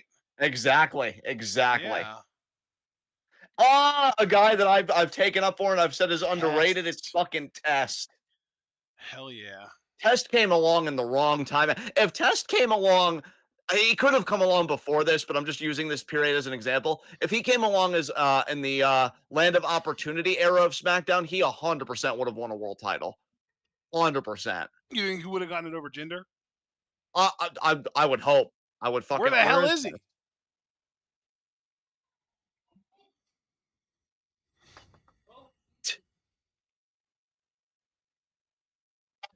I know what's happening.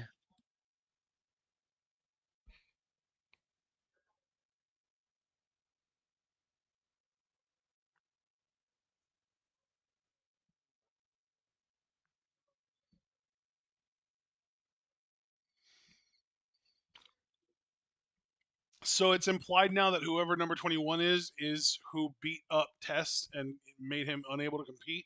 Yeah, they might have just screwed them. They might have had a better number. You might have just traded out Why because you fear. Oh, it's Foley? Yep, Foley took out Test. What the fuck? What did Test do to you, bro? Place, wrong time. Why did it have to be Test, though? Why not do that to, like, Rico? Yeah. Maybe Mick Foley's a secret Rico fan. We don't know. Why are we burying Test, though? I mean, I get that you want Foley to be in the Rumble and have this be, like, this big surprise. Whatever, I get that. But, like, why Test? Why take Test out? Unless he was, like, injured at the time and couldn't actually participate. Whatever. Yeah, I don't know. I don't know the deeper story behind all that. You know what? I'm going to look up Test cage match and see if there was, like, a big gap of him not wrestling around this time due to an injury.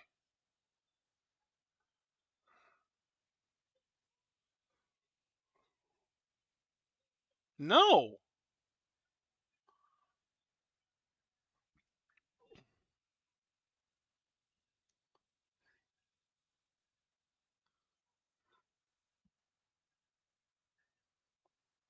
Test literally wrestled the night after the Royal Rumble. So it's just full blown horseshit. Well, Foley achieved his objective. He wanted to make sure there would be a no evolution, no all evolution WrestleMania main event. He's eliminated Orton. Did he go out over the top rope himself as well? He did. Foley eliminated himself as well. See, I like everything about this except for the fact that it took Test out of the Rumble. Why? Yeah. Love to see who the remaining entrants were to see if they couldn't have placed this spot in a better, make a better sacrifice.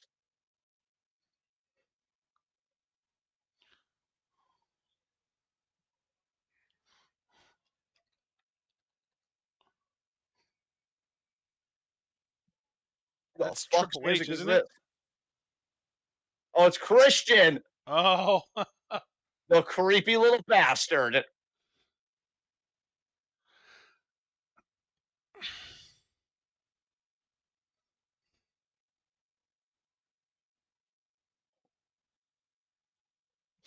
bro, I just pulled up Wikipedia to see who's coming out. After Christian is Nuncio. You tell me you couldn't have done this with Nuncio instead of fucking Test? Yeah, that's fair.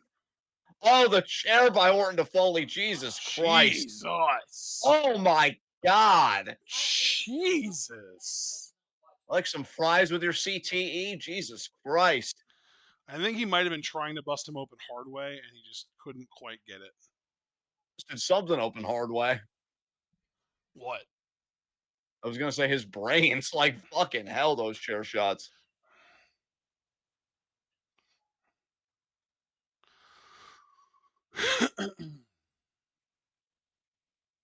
Nice uppercut by Orton. Oh my god.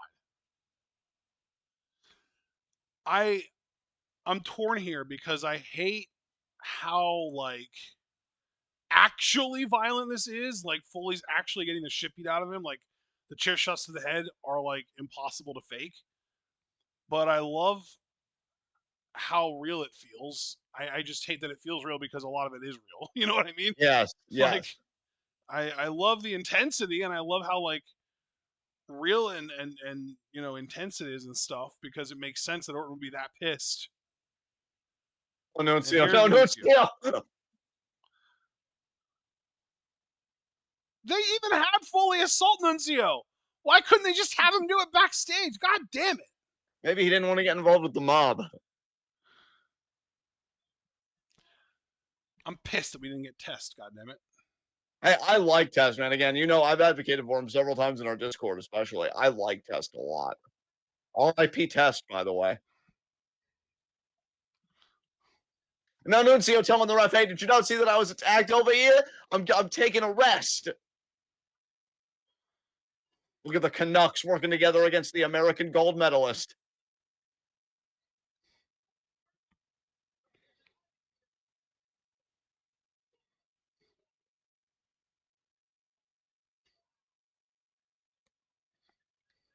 Christian was so good. I know I've ragged on Christian a lot, but it's all in good fun. In ring, I always preferred him to Edge. I always felt like Edge was the better character for the most part. There were periods where you could argue Christian was maybe the better talker, but I think on the whole, Christian was definitely the better in-ring wrestler. Speaking of in-ring wrestlers, Kurt fucking Angle.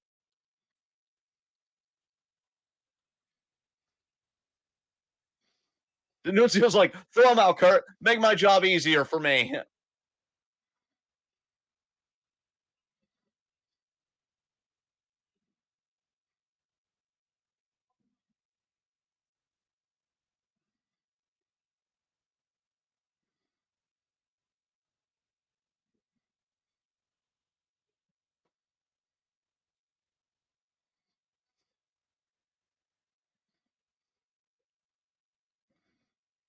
Oh, it's the big show. Again, we already know Goldberg's number 30. So I should just remind everybody of that.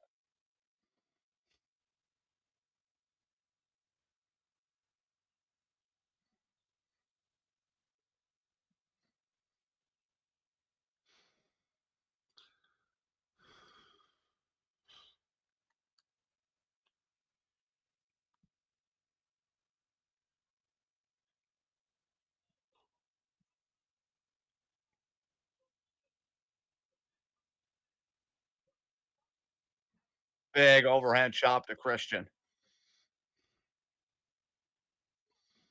Oh my god! That fucking frying pan of a hand across Benoit's chest there. Big Show just imposing his will with ease. I mean, God. I know we talk about Pacific Islanders having hard skulls and their headbutts being super effective and stuff, but I don't know.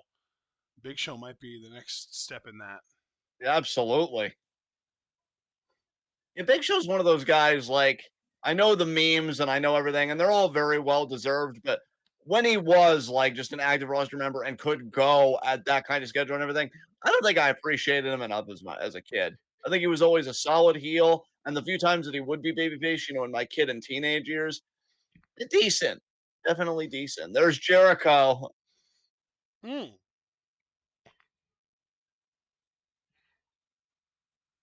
Jericho, we're gonna have to see if he's gonna help Christian here, and he is gonna help Christian. Best friends on Raw and former World Tag Team Champions.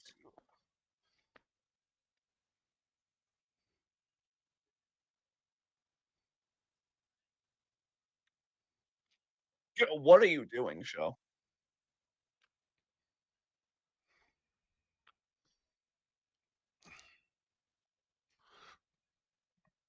Jericho forearm there, knife edge chop.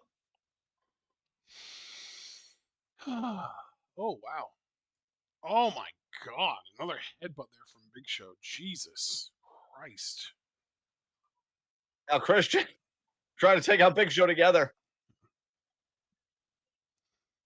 Angle now also joining in. Everybody trying to eliminate Big Show together.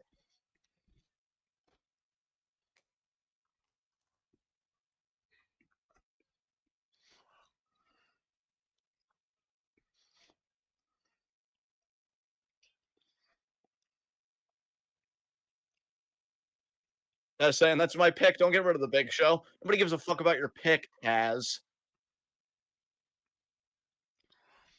You know who would have been helpful in trying to eliminate the Big Show? Oh. Test. Ah, here comes Charlie. Wow. And Charlie got a late number in this.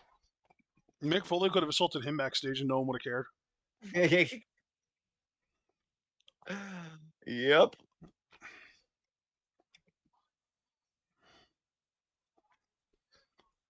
Did Charlie Haas have fans back in the day? No. That makes sense. I'm sorry. Oh, Nuncio's still waiting. That's right. Nuncio still hasn't legally gotten the match. What's he waiting for? Waiting for the ring to clear out and an opportunity to make his impact. Nice. It's Nuncio over here. Nice. Oh, and Benoit hanging on. Jericho's tried triangle dropkick. No, he couldn't. Benoit was too low anyway. Smart. Benoit probably thought it might have been coming. Christian tried to eliminate Jericho. What the hell? You're supposed to work together. Oh, here goes Christian. Oh my God. Bump. That was a fucking stupid bump. I think Jericho wanted to eliminate Christian. I think it just hand was kind of forced there. Christian, like, I never understand why, like, cooperation and stuff when you're still like, I mean, obviously we're late in the match, but there are still a few numbers. One of them being fucking Goldberg. Why you don't just try and keep the alliance together as long as possible? Oh, Billy Gunn, 27.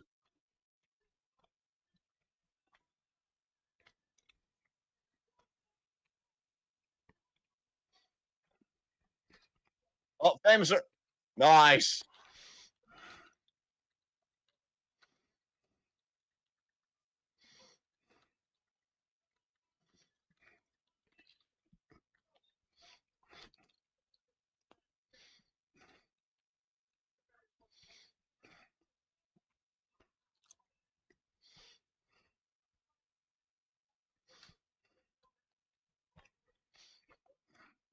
Billy trying to eliminate Jericho.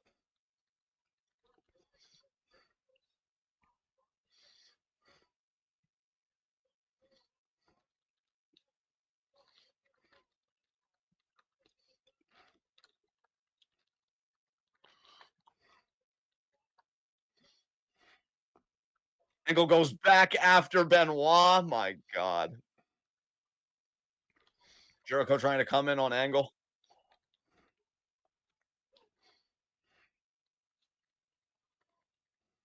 I believe it was WrestleMania 2000 that those three men, Benoit, Jericho, and Angle, would be in a triple threat 2 out of 3 falls matchup for the Euro Continental Championship. I believe the first fall was for the European title. Second fall was for the Intercontinental title. John Cena. Oh my God, the pop for Cena. Oh, and this is his Dr. Thugonomics theme too. Yes. Word life. This is basic thugonomics. Oh my God, he's feeling himself. Jesus. Big Show, his eyes bugging out of his skull. I think Big Show was U.S. champion at this time.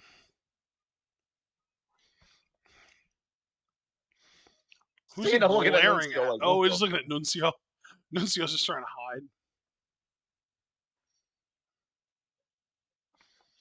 Wow, wow, wow. Nuncio basically telling Cena to fuck off. Well, Nuncio's in the ring now. And Nuncio, you Nuncio can and always, Big Show are going to double team Cena. Wow. Nuncio, you could just slide back under the ring. Yeah, exactly.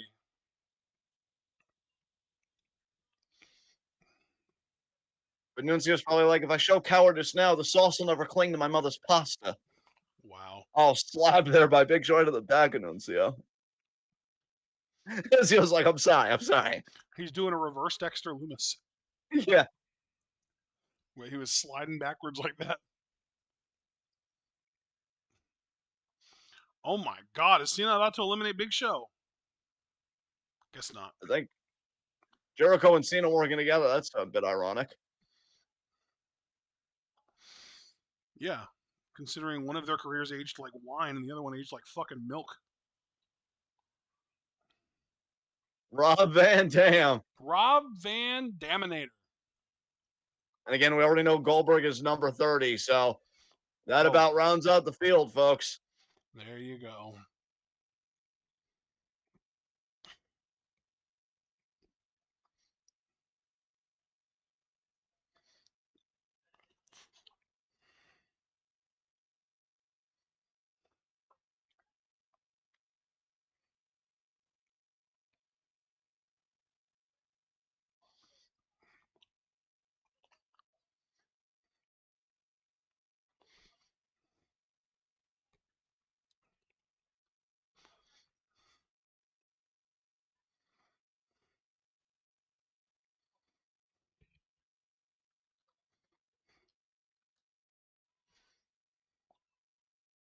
You know, there was just a right hand on Cena. Charlie Haas trying to do stuff. I can't believe Charlie Haas is still in this. I can't believe Charlie Haas, I think, lasted longer in this Rumble than Shelton Benjamin did. I mean, no sour grapes because Benjamin's career would, I mean, it's still going today. He just won the AEW tag titles. F you there to Kurt Angle.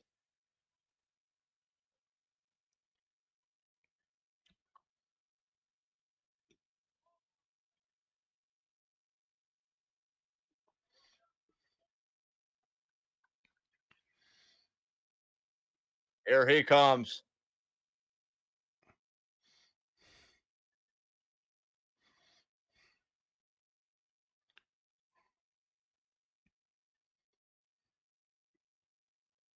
Goldberg. Spear.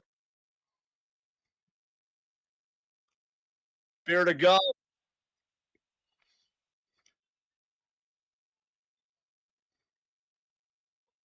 Goldberg imposing as well. Oh, just stop Cena completely. Yep. Power slam.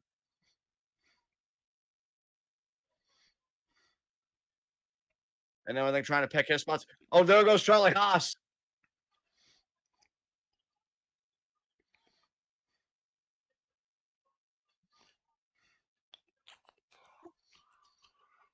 Kicked it by Van Dam to Goldberg.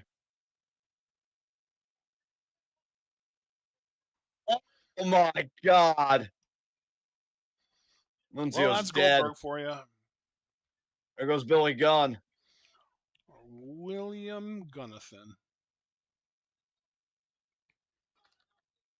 Oh God, yeah, this is it.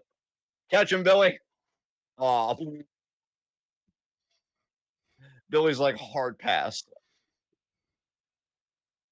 God, what a spear. Jesus Christ. Nuncio's soul left his body. He's gonna try and jackhammer the fucking Big Show. I think he can do it. Oh, Lesnar. F5 to Goldberg. Yep.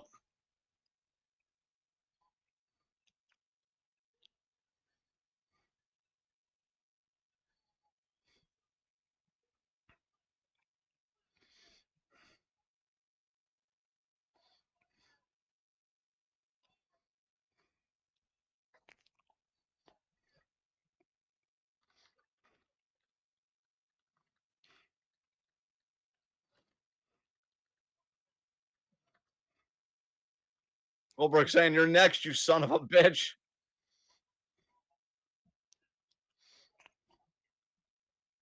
And Angle eliminating Goldberg. That's huge for Angle. Angle trying to, or excuse me, Jericho trying to eliminate Angle. Angle, look at Angle though. Look at the technique. How he leg scissors Jericho's leg to maintain leverage. That's brilliant. I fucking love Kurt Angle.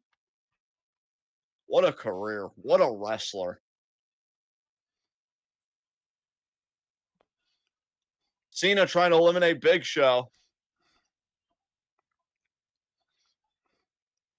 Apparently, according to Taz on the SmackDown Before Rumble, Big Show eliminated everybody to send a message. He threw Angle over the top rope, threw Benoit over the top rope, trying to replicate that dominance here, and everybody here knows it. So they're all working together to eliminate the Big Show.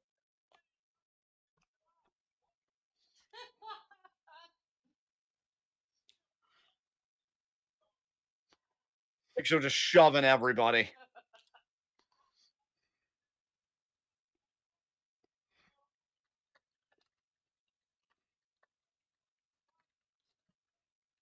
Headbutt.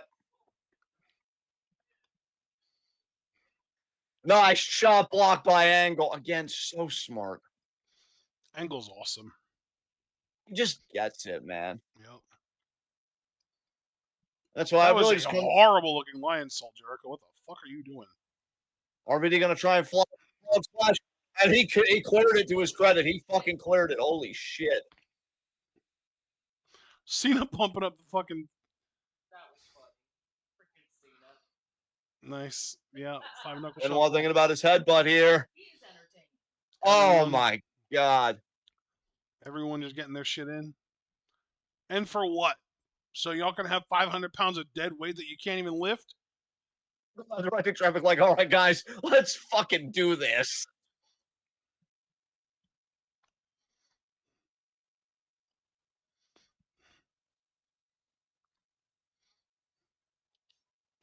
No fucking way. He's on the ground. How are you guys gonna do this shit?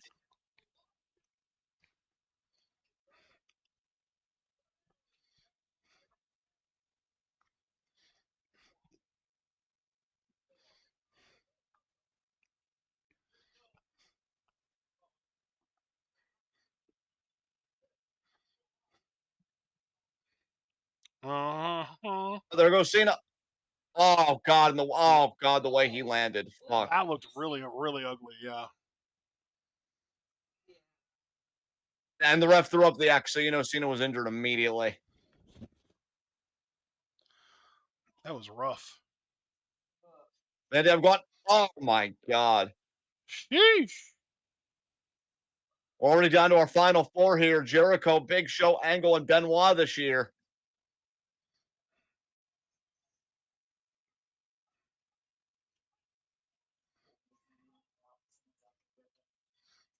Nice drop kick. You ain't no Maven though. You're not going to eliminate Big Show with a drop kick.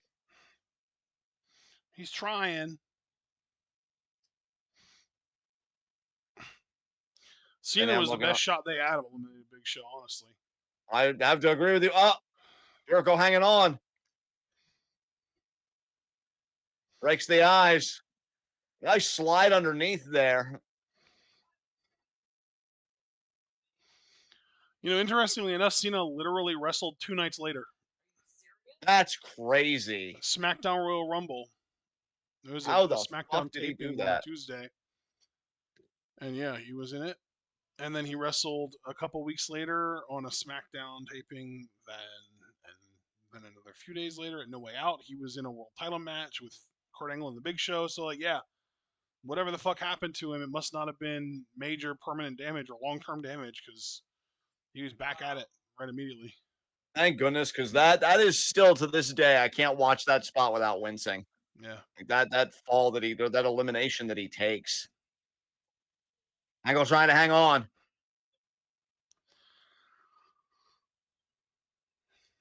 I don't know. Maybe this really is the Big Show's year. Yeah, that's what he told himself too. Doozled. Oh my God, Jericho's gone. Wow. Big Show, if you can do it like that, why don't you just do that to everybody?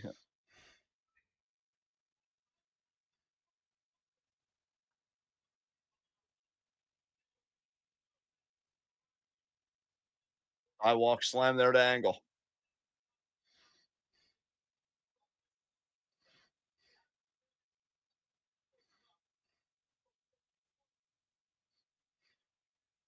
Choke slam. He's gonna get it.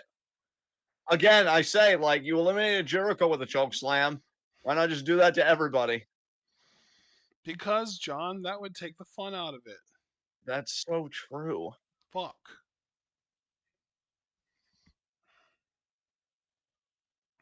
They're trying to eliminate Angle. Oh my God. Look at Big Show's hand relative to Angle's melon. His fucking dome. Yeah. Look at how he got into that Angle slam. God, Angle's so good. Jesus Christ. Yeah. He got into that Angle slam so fluidly, so seamlessly. And I Benoit love again. Oh, God. Benoit's ring sense is so bad. Fuck. Slam there to Benoit. Good job, Kurt.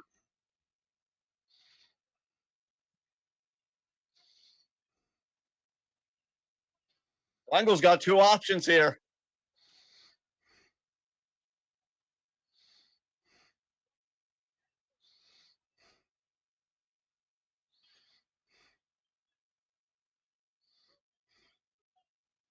Make sure they can choke slam. Angle picking the leg though.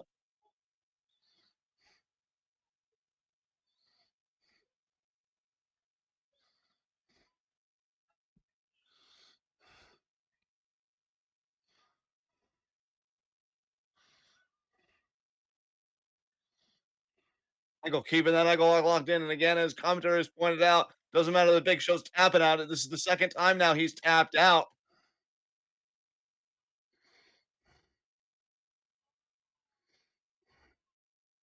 Show letting a shit out because he's just so much pain for that ankle lock.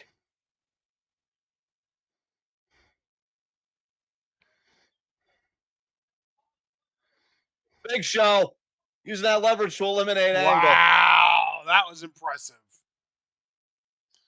Now I can say this now that Angle's been eliminated. I obviously love this Rumble for obvious reasons, and I get the story they were trying to tell.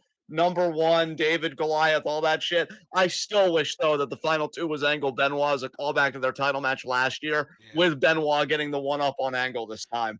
When Angle was eliminated, I was a bit crushed because I'm like, man, I just wanted to see him get that ultimate comeuppance on Angle. I'm not gonna But lie, just coming into this with fresh eyes, I wish Angle would have won the thing. I mean, he looked fucking amazing. Yeah.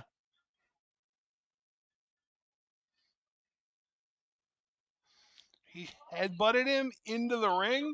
See, this is what Yes. I mean, man. As good of a technical wrestler as Benoit was, he made dumb fucking decisions. Yeah. Yeah, I can't deny that. Yeah, the only reason they couldn't do Angle Benoit as the final two was Angle was a babyface at this time, and Big Show, of course, was a heel, Right. and probably a secret weapon for Paul Heyman to ensure that Benoit wouldn't win because he had it out for Benoit and for Cena, which, keep in mind, Big Show eliminated Cena, so Heyman had to love that. Yeah.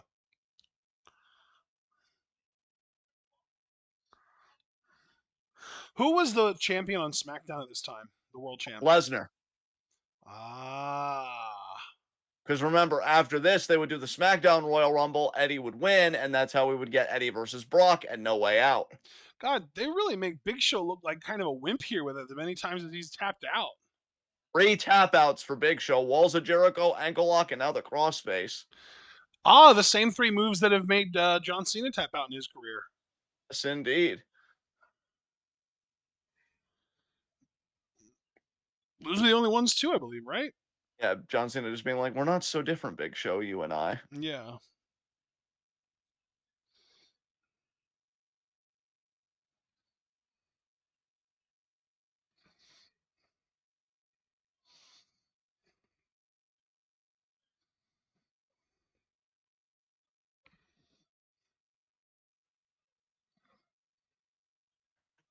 Just got to recap some of Abel's messages while we're in kind of a slow period of these two guys down. Like the video if you're a Secret Rico fan. Like the video if you think Test was robbed in the 2004 Royal Rumble. Um, I enjoy Team Angle, world's greatest tag team. Like the video if you would enjoy John doing a whole commentary in an Italian accent. Uh, Actually, Mark, since I haven't checked in on chat in a while, you said he's doing what Logan Paul is gonna do. Or are you referring to Nuncio, how he was kind of camping outside for so long? Because yeah, I could see Logan Paul doing that. He is a pretty big fucking douche.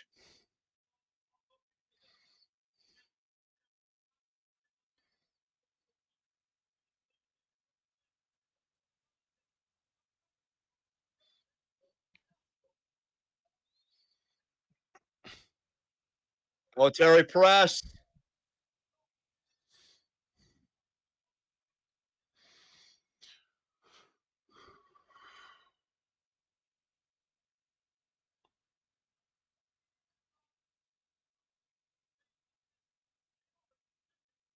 He's keeping it locked.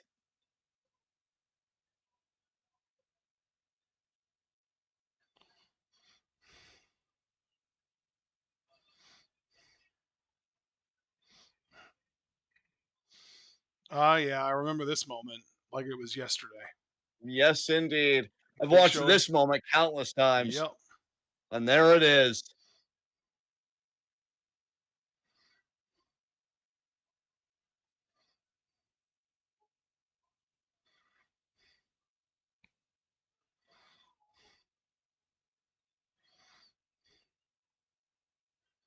Man.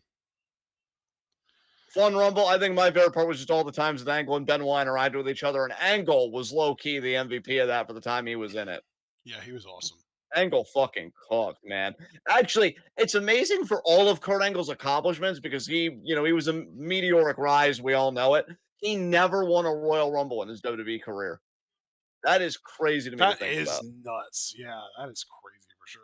Because the closest he came was 2002 because he was the final two with Triple H. But of course, Triple H had to get the dub that night. I guess when you're as successful as quickly as Angle was, like he literally won the world title as a rookie, you don't need gimmicks like Royal Rumble or Money in the Bank because you're already just perpetually in the world title conversation. Yes. Did Angle ever win any mid card titles, or was it literally just world titles his entire career? Oh no, dude! Remember, he was. I even mentioned this briefly earlier, but I didn't fully characterize it. To be fair, he once held the European Intercontinental titles at the same time, Mm, and thank he's you. been a tag team champion. I know because at the very least he won the WWE tag team titles with Chris Benoit. Yeah, yeah, yeah. All right. All right. Is it time for us to get into the Royal Rumble of '09? Yes, indeed, it is, my friend. Thank goodness. All I right. know that we are starting at 1 hour and what is it, like 5 seconds? I believe so. Like one Yes. oh oh oh five. Yes. Hmm. I'm All gonna right. get to that now. Yep. Same.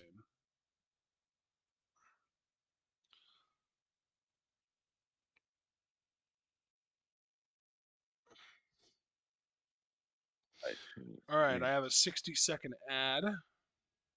All right. Well, I am at 1 hour and 5 seconds. Wahoo!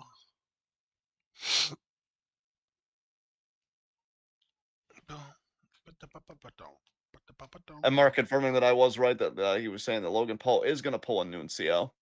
So we'll see. We will see. Gladiator 2, now streaming on Paramount Plus. Yes. There's a new movie out where Will Ferrell and Reese Witherspoon both play completely like strangers to each other parents who book weddings for their kids on the same day at the same location, and they have to like fight each other for time basically. It's doesn't look good to me at all. That sounds like it's kind of ass. All right. 10005. Oh my god, Kevin Rudolph. Let it rock, let it rock, let it rock. What a classic song. Indeed. Because when I arrive. Dude, I loved that song too. I haven't heard that song in so long. I am at 10005. Count us down, friend. 3, 2, 1, go. WWE Championship on the line. Jeff Hardy making his first title defense against Edge. Yes. And if you don't mind, I would like to make a quick trip to the bathroom before this match gets underway. That is perfectly fine, friend. Do what you got to do. All right, I will be back. All right, folks, we're getting a video package here. We know that at Armageddon, I believe last month, relative to this pay per view, of course, he won a triple threat match against Edge and Triple H for the WWE Championship. We're actually seeing Edge winning the title a month before that at Survivor Series, taking Jeff Hardy's place. When I believe it was supposed to be a triple threat between him, Triple H, and Kozlov. Remember Vladimir Kozlov and when he was getting pushed? And yes, now we're taking a look at Armageddon here. This again, where Jeff Hardy would win the title. But of course, Edge with Vicky Guerrero and La Familia, he wasn't going to stay out of the title picture for too long. He's like, well, I'm not going to let that stand. I'm definitely going to get the first title shot against Jeff Hardy. And Yeah, that we're seeing the title celebration here. Man, Jeff was so fucking over at this time, y'all. It was nuts.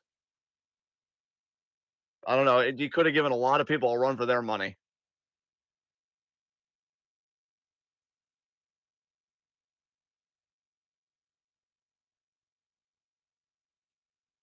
Oh, wait, this is where we were doing like what the house fire and stuff. They had Jeff in some crazy storylines on SmackDown at this time, y'all. And yeah, oh, okay, so it was a car accident at the time. Okay. Yeah, telling the cop it was doing 60, 65.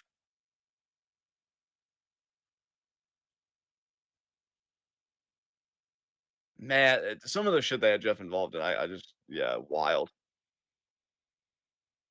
And then there's Edge looking all smug and shit. I'm really glad that you guys are okay, so that I could make your life a living hell instead.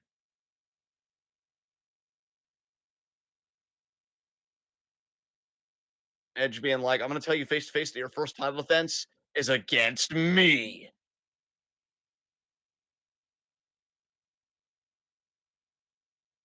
Ah, the cutting edge. Oh yeah, where Jeff had that accident with the pyro. Yeah, that was fucking crazy too. Man, I don't know who came up with this shit for Jeff Hardy, but it was wild if you were a Jeff Hardy fan. And I will give him credit that even looking back now, you can see how awful, how agonizing that looks, and how real it looks too, to their credit. Damn. Probably one of the more appropriate stretcher spots in WWE history.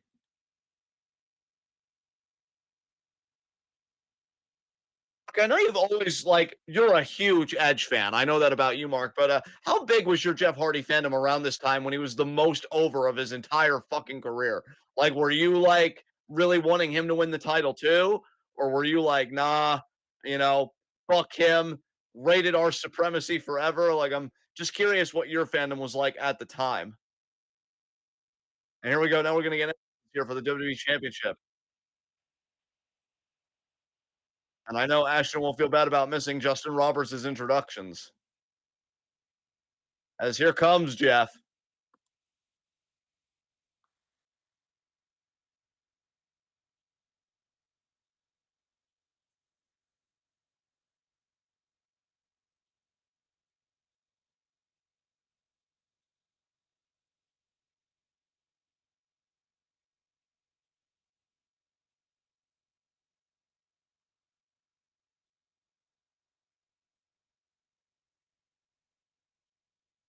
There's that WWE Championship. I will say, even though the spinner belt was always seen as title, I think Jeff made it work with his aesthetic and his kind of personality. I am back. Welcome back, friend. Hi. How is everything going? Everything's going great, friend. Jeff Hardy's in the ring, ready to make his first title defense after winning the title 42 days ago at Armageddon. That's 6 weeks exactly. That's great math, bud. Good job. I mathed, yeah. And Edge, of course, going to be the challenger here. I was saying while you were gone that this is the time where they got Jeff involved in like a lot of crazy stuff. Because if you saw the video package, it's where he and his girlfriend at the time got in a car accident. He had an accident with his pyro where it goes off and kind of explodes all I around remember him. that. Yeah, they had Jeff in some really weird shit, man. I was even saying I don't know who wrote this stuff for Jeff, but if you were a Jeff Hardy fan, man, they were putting you through the paces every goddamn week. Freddie Prinze Jr. There you go. I was just remarking, like, it is even now, as a jaded, like, I might as well say I'm 33 because I'm going to be 33 in just, like less than 2 weeks, I think. As a jaded 33-year-old man, even looking back now, Jeff Hardy's overness is unfucking believable. Fuck you, Vicky. There was a time I would have been nicer to you and separated the character from the person, but we all know what you got going on in your family. Fuck you. Protecting Predator's ass. Yeah, I was gonna say, if we were to separate the character from the person, the character might actually be the more decent one. Exactly, yeah. Jesus Christ. My heart goes out to Shaw and Sherilyn for sure. No, Shaw is on the shitty side. Oh, Shoal's on the then who's the other? I know there are 3 girls. Who are the so it's Shoal, Sherilyn. Shoal's on the shitty side. Sherilyn is the victim, right? She was the one, fortunately, that got put through fucking hell. I don't There is remember. I don't remember either, but I guess I should say my heart goes out to the actual victims in the Guerrero family and fuck the enablers. I'll put it that way. Look at Chavo trying to hype Edge up. Oh, Chavo. You know, Chavo Guerrero's on Facebook. I was half tempted to send him a friend request because I know he's friends with Chris Roach. And is that Bob Armstrong? Or is it Scott Armstrong it would be, I guess. I don't know.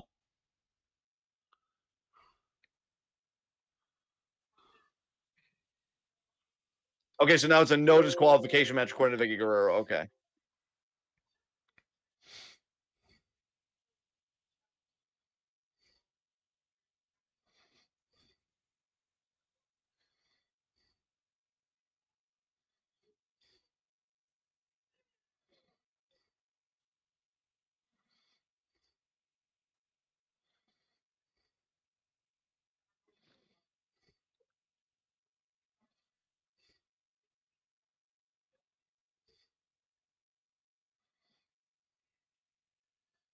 Boo. Fuck you, Roberts. Dude, I even said while you were peeing, I know that Ashton's not going to lament missing Justin Roberts' introductions, but turns out you didn't miss him because he just did them. God, he's annoying. Fucking self-indulgent little fucking mark. Not wrong, though. Oh, Jeff Bell. immediately going after Edge because, yeah, as Taz pointing out astutely, Jeff does blame Edge for all the hardship Jeff would undergo during this time.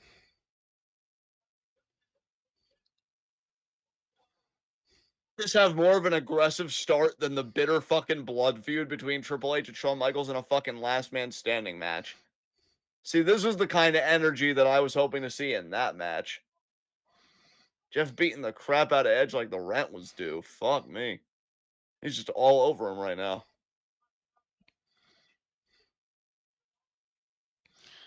What the fuck, JR? Nice flying forearm there. I just heard JR say something about a menacing meteorologist. What the fuck? Well, because Edge said something about the black cloud hanging over Jeff Hardy. Oh.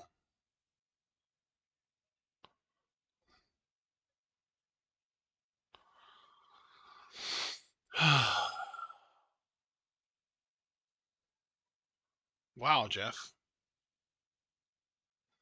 Didn't take And me Edge long. in the Oh. corner away there. Another right hand there by Edge.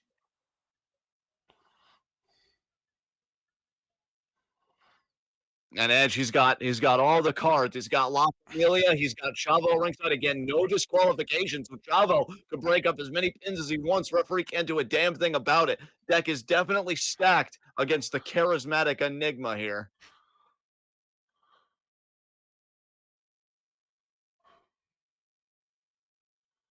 So, I mean, Edge is a better memer than Jeff Hardy. I mean, we've seen the face, and that could be an X factor for Edge. Right. Yeah, that's so true.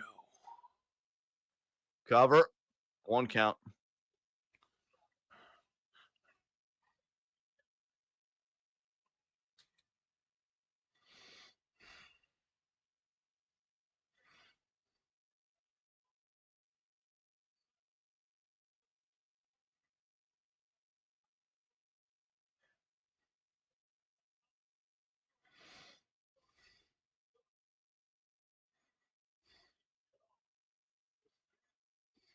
Edge trying to maintain control against Jeff Hardy here.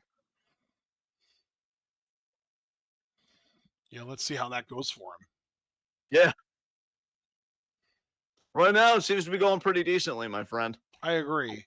We'll see. I also agree. Just look at all this beautiful, wonderful, fantastic, wonderful agreement. Yeah, we certainly can't say that Edge and Jeff Hardy have that with each other. There's a lot of discord between these two men. I like Discord too. Yeah, you should all join our Discord for NXT tonight.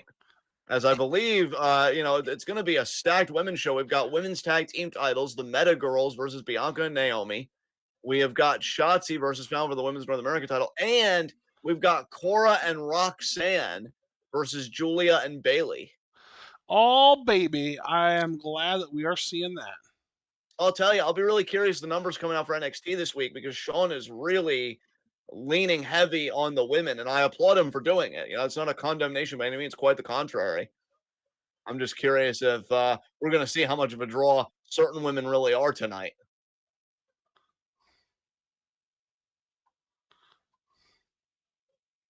Davo's so proud of himself.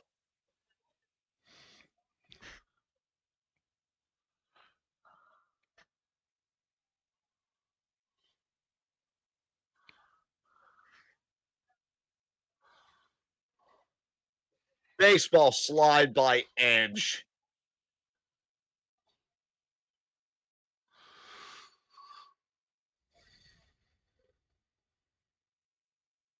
Well, Jim Ross, maybe Jeff Hardy should have been prepared. It's La Familia. Did he not think they were going to stack the deck against him?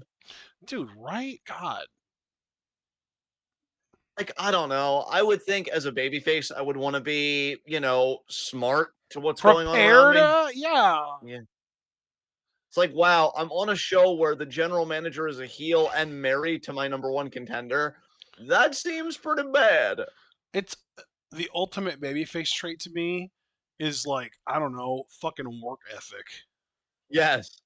Someone who actually watches the tape and comes up prepared. Oh, Vicky, I thought you might try and tamper with my match, so I actually had a meeting with the board of directors, and you've been overruled. This is still a standard match. I keep champion's advantage, but I won't need to use it because I'm a babyface, bitch. I mean, that's a little heelish. That's actually very heelish. Going through any kind of legal, options is heel shit for sure. I mean, it shouldn't be, though, when the dominant authority is very clearly abusing their power.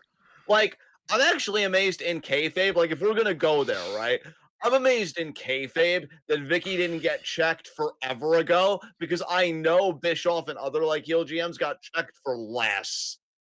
And here she is openly marrying one of the superstars and giving him title shots. How did she never have, like, a Vince McMahon segment? Because, Vince would have those odd segments where he was more of a babyface boss reining in the heel GM. Yeah. Like, how did that never? I mean, come on, let's be real. Like, it's kind of absurd when you think about it on its face. Yeah. And Edge rubbing it in Jeff Hardy's face after a rib kick, which are definitely underrated.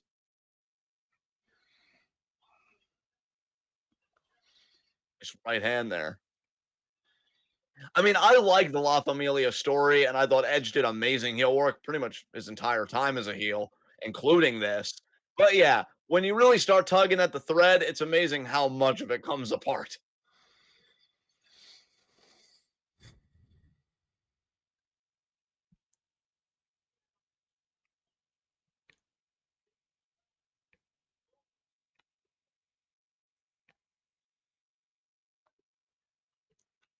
It's very okay, so let me just recap Mark's messages.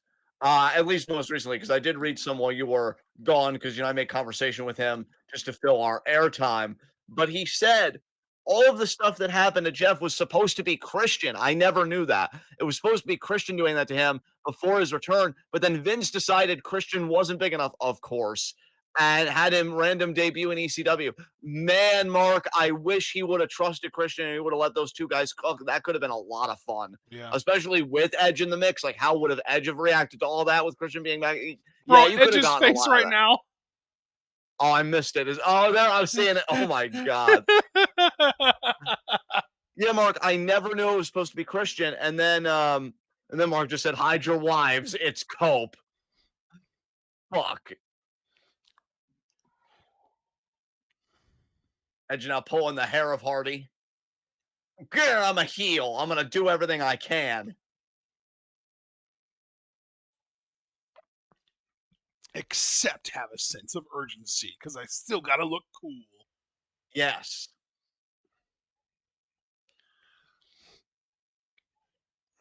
I'm not ordering 2K25. Wait, Even though who's Roman Edge? Reigns does look cool on the cover. Wait, who are you replying to there? My email. Oh, Edge cutting Jeff Hardy off there. who sent you an email telling you that you need to order 2K? The 2K team. Why are you subscribed to the 2K team? I don't know. I'm subscribed to a lot of things that I never remember subscribing to, and I'm done fighting it, you know? Drop kick there by Edge to the sternum of Jeff.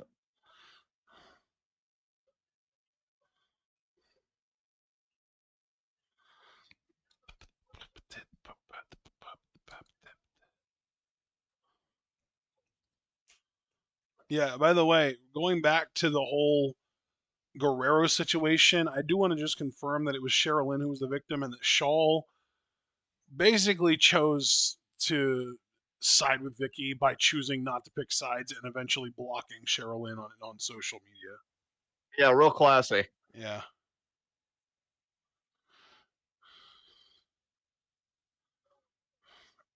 I don't know anything about a third one though. I haven't heard anything about that.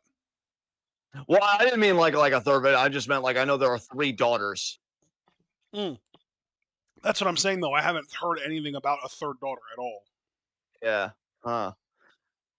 You know, the third daughter could be from Eddie from a different marriage, though. To be fair, maybe that's why I'm thinking, because it's not Vicky's daughter; it's a daughter from a separate woman. But I do wonder if like they have any Oh yeah, no. relationship with that. Vicky only has two children. I'm looking on Wikipedia. I looked at Vicky Guerrero on Wikipedia, and under children it says 2, including Shaw Guerrero, which obviously means the only other one is Sherilyn. So the third thing is from Eddie's book. 'Cause I remember now him saying like the other kid that he had was with a different woman. And again, I'm just saying like Yeah. I wonder like are they just living their own life? Is it it's kind of crazy. I know that Chavo did side with Sherilyn at least, so. Base Chavo. I knew a guy that attacked Ray and Lucha Underground couldn't be all bad. Twist of fate on the apron. Eddie's other daughter is from his 2-year separation from Vicky. Her name is Kaylee Marie Guerrero. Okay. Although I guess apparently now she goes by Kaylee Mahoney Guerrero, unless that's a different person. I don't know. Interesting. Interesting.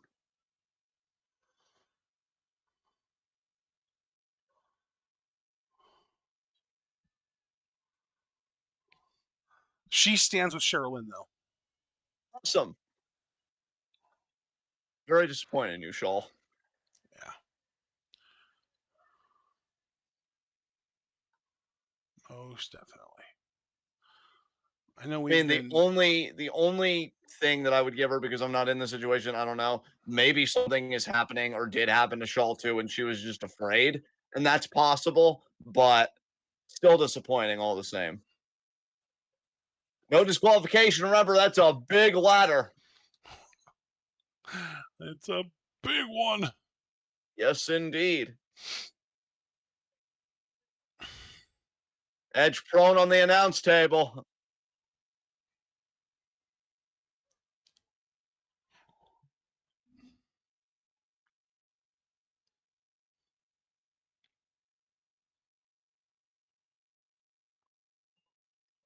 Oh, Chavo trying to. Wow.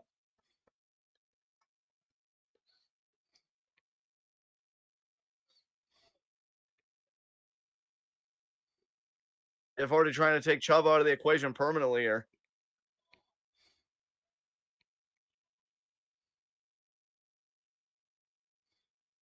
Chavo on the steel steps now.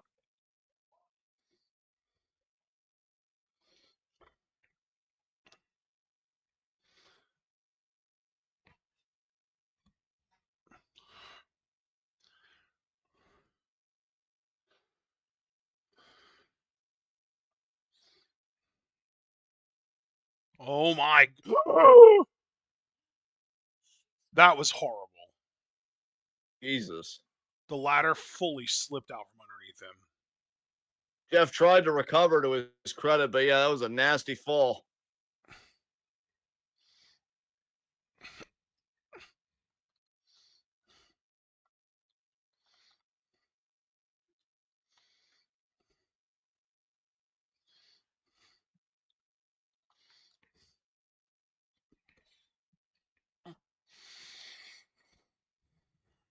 Oh, we're looking at this so many times here. You can tell that Jeff wanted better form on that. The ladder, like you said, just completely slipped. Oh my god. Kick there to Edge. What a jackass. God, Darby Allin really did learn everything he knows from Jeff, didn't he? I believe so. Fuck. I don't know if you can blame Jeff for the ladder slipping, but No, but you can blame Jeff for taking a risk that goofy in the first place. heck out there. Yeah, there had to be a better way to neutralize Chavo. They didn't have to go to such extremes, but it's over now. Edge kicking out after the crossbody. So I'm guessing Chavo's just going to be a non-factor for the rest of this match. Boot by Edge.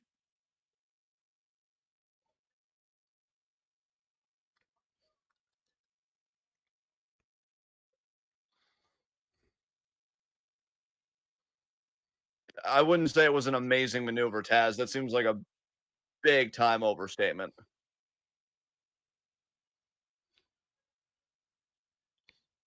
John Morrison Starship Pain clean through a table that Miz moved out of the way of. That's an amazing maneuver. What Jeff Hardy did was a full-on botch. And again, I'm not even really trying to blame him. Things happen, but let's not oversell it. Exposed turnbuckle. Whisper in the wind when it was still a whisper. He got it.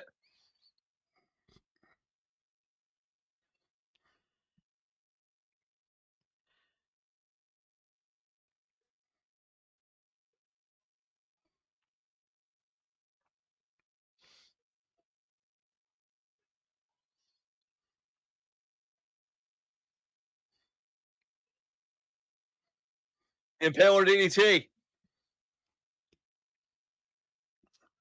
What is there a name for that one, or is it just the Impaler DDT and that's it? I think it has a name, but it's not coming to me right now. Is it like Execution? I think it's Execution, but I'm not. I'm like 80% confident in that. Gotcha. We'll take 80%. That's cool. That's satisfactory as far as I'm concerned.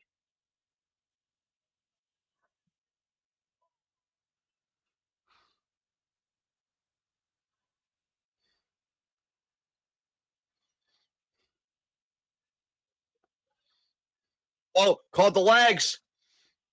Oh, Big but Edge is got looking at kicked that. off right away into the roll up. 1, 2. Oh, kick out. That was actually a really well done sequence by both guys. I think Edge was looking for that submission he does. The educator.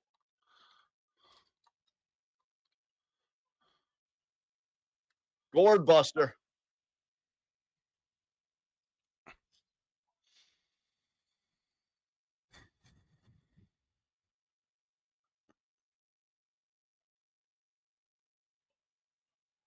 God.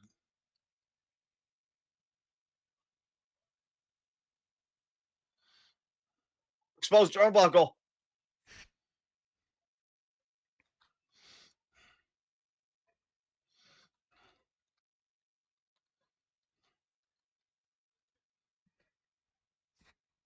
Two count. Edge just looking like, God damn it, ref, would you count to 3? And the rest probably looking at Edge like, God damn it, Edge, will you knock him out for the 3 count? Maybe then I will. Yeah, it's called a spear. Maybe use it. And Edge, that's exactly what he's thinking.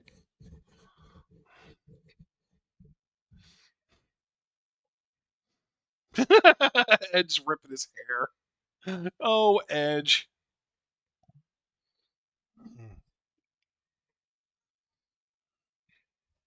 It's a fade interception.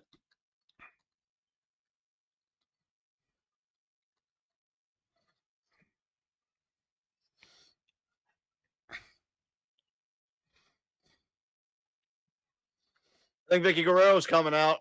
Or maybe the Edge heads. No, yeah, it is Vicky. This is why I'm saying, again, board of directors just call in other GMs for less. He got it. Vicky's going to pull the ref out. And no DQ. Nothing can be done. Oh, yeah. The ref's perfect position. Yeah, there it is.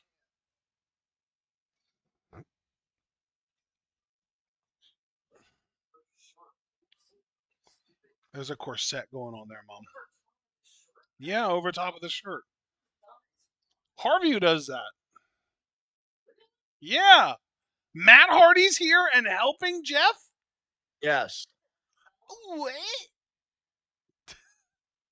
I popped myself. I'm sorry. God.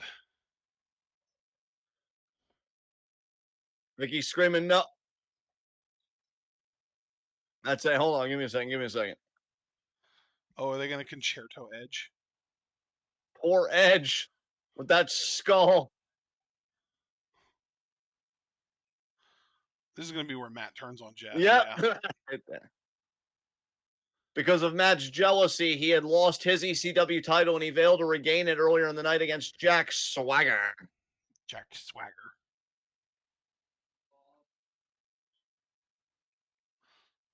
Just looking like I fucking hate you, Jeff. Oh, what a fun coinky dink. Me too, Matt. That's something we have in common. Edge just looking like, what the? Well, I ain't gonna question it. Count it, ref.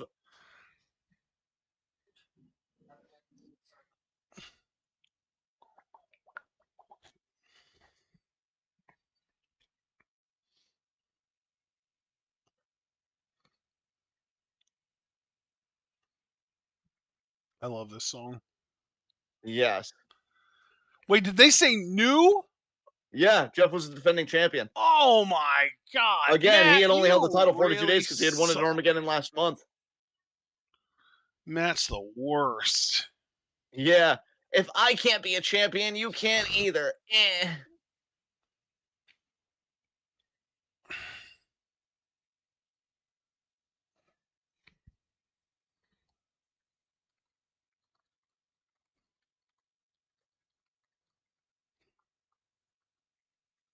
Matt very proud of himself.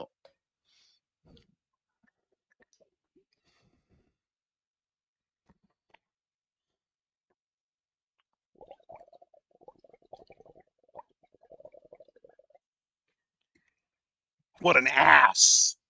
Yeah. Edge just looking at the gold like, fuck, I deserve this.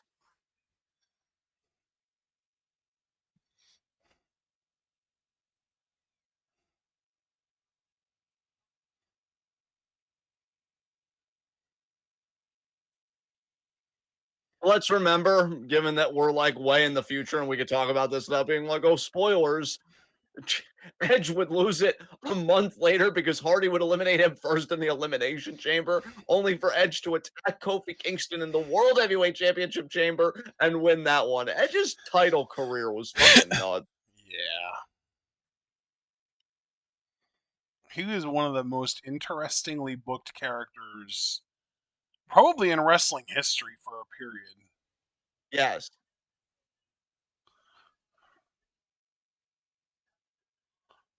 You know what? Just because I think Edge is one of those guys that when I think I fucking love douchebags, I think about this dude. Way to go, Edge. Yeah. He sure is a douchebag. That's no doubt. And this is no, yeah, I'm getting a little ahead of myself because Matt still had to get his chair. This is a pretty douchey thing here. Yeah. Matt Hardy just thinking, I'm a huge Chavo Guerrero fan. How dare you do that to him? Bam.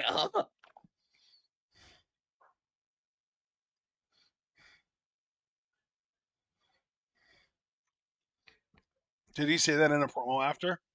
No, that He would have been should've. hilarious. That would have been hilarious for sure. He should have afterwards. He should have been like, Jeff, you should have known better. You know how much I love Chavo. That made me squee a mega pop. Nice. Oh, Jeff. Well, Jeff sucks to suck. Man, we really lingered on this. Can we get to the Rumble? Linger? That's a Cranberries song and one of my favorites. Nice. Like your face. You tried hard, Jeff. We're proud of you. Speak for your damn self. Okay. Aggro for no reason. You're right. I'm sorry. I forgive you. I appreciate it. As referee now, helping Jeff to the back.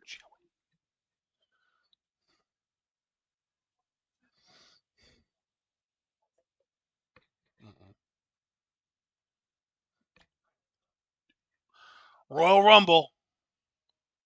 It's Hell Royal yeah. Rumble. Royal Rumble, Royal Rumble, Royal Rumble, Royal Rumble, Royal Rumble. Let's rumble royally. There you go. It's Royal Rumble time.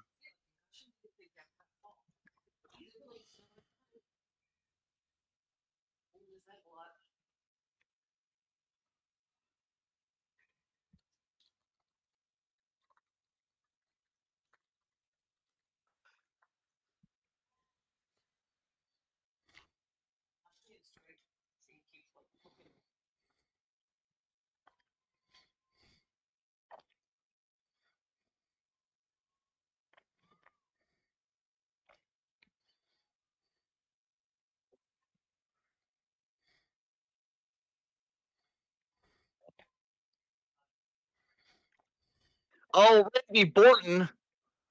Sure is. My Is God. he going to be in the Rumble this time around? Oh, Orton? Yeah, he is. Oh, boy.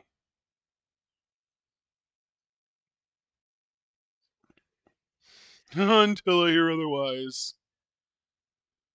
Oh, look, it's Todd Grisham. Oh, Yeah, Todd God, Ward. it's Jericho. Yes. Ugh.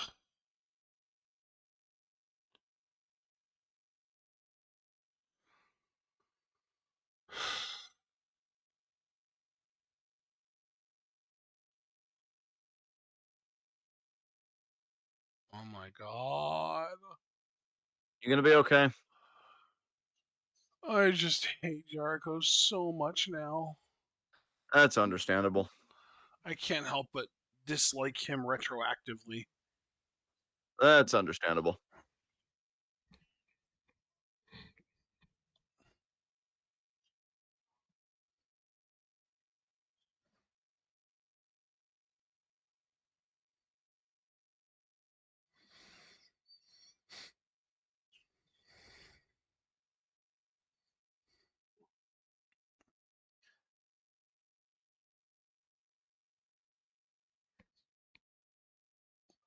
Man, Orton, they really had you make a Faustian bargain to win that WWE title and be a main event guy by selling all of your charisma away.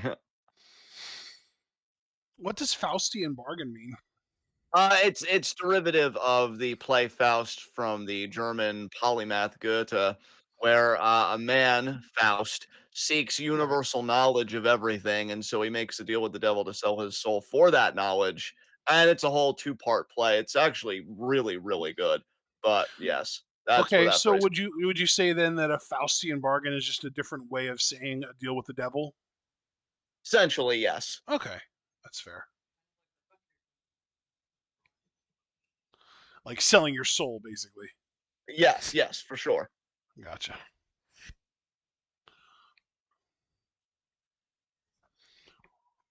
What's the most you could see Rockstar charging for GTA 6's base version?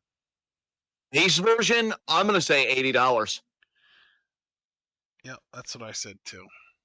79 Games have 99. gotten ridiculous, y'all. For people who are still hardcore gamers and a part of the culture, legitimately respect to you because I'd say I couldn't afford it, but like, I'm spending that kind of money on some books sometimes. But even then, I'm like, can I find this somewhere else? Because that's crazy. I remember the good old days when base games used to just cost $50 at most, maybe sometimes 60 if it was super rare. Bro, I remember back in the day, Game Boy Color and even Game Boy Advance games were 30, 29.99. And then I Yeah. think like core Pokemon games would be 34.99 sometimes. And that's like the most of the shit cost before I got out of gaming in the late 2000s, and then I come back into it and shit is like 45, $50. I'm like, what the fuck is going on right now? It's crazy. Dude, it is. Yeah, I mean, I get that, like, graphically and resource wise, like, games are so much more intensive now than they were back then. But, like, Yeah. I don't know. It's just a lot for me. I couldn't imagine spending that kind of money. Yeah, I mean that's what, dude. There are very, very, very few instances that I've ever bought a game full price at current prices. The one game that I know I bought at full price was Pokemon Scarlet, and that was literally just like sense of urgency. It's brand new. I want to kind of be able to ride the wave of like everyone playing it at the same time. And that's it. That's the only like relatively recent game that I've bought at full price. Everything else, I always wait for some kind of a steep sale, and I usually even try and wait for it to go on sale for well over 50% off. Like I mean, shit. I literally just bought Red Dead Redemption. That game's been out for like a decade at this point. I just bought it for the first time. I've never played it before. 75% off. I got it for 15 bucks. Yeah. That's my philosophy. I'm a fucking patient gamer. Why? Because there's too much other good shit from decades ago. I don't need to rush to buy shit that's brand new when all of the good shit exists from like the 80s, 90s, 2000s. Who needs it? I definitely agree with you there for sure. What the hell am I going to do rushing to pay $70 for a brand new game when I could just go back and play fucking classics from the SNES and N64 and PlayStation 1 days? Like shit, man. There's too many games that I haven't played or at least haven't finished for me to be all caught up in trying to keep up with the rat race of current era releases. Bro, that was always like that to me is the big benefit of being a late adopter. Like there's just so much stuff that you deliberately miss out on because you're like, well, I'm gonna reap the whirlwind winter when it's dirt cheap and I get to have these experiences for the first time. Mm-hmm. All right, here we go. Royal Rumble match. Oh, baby. Thank Christ I got to not hear Roberts' announcement of that. Yeah, Justin Roberts explaining the rules. I would way rather hear your impression of Justin than Justin himself. Wow, that's deep hatred.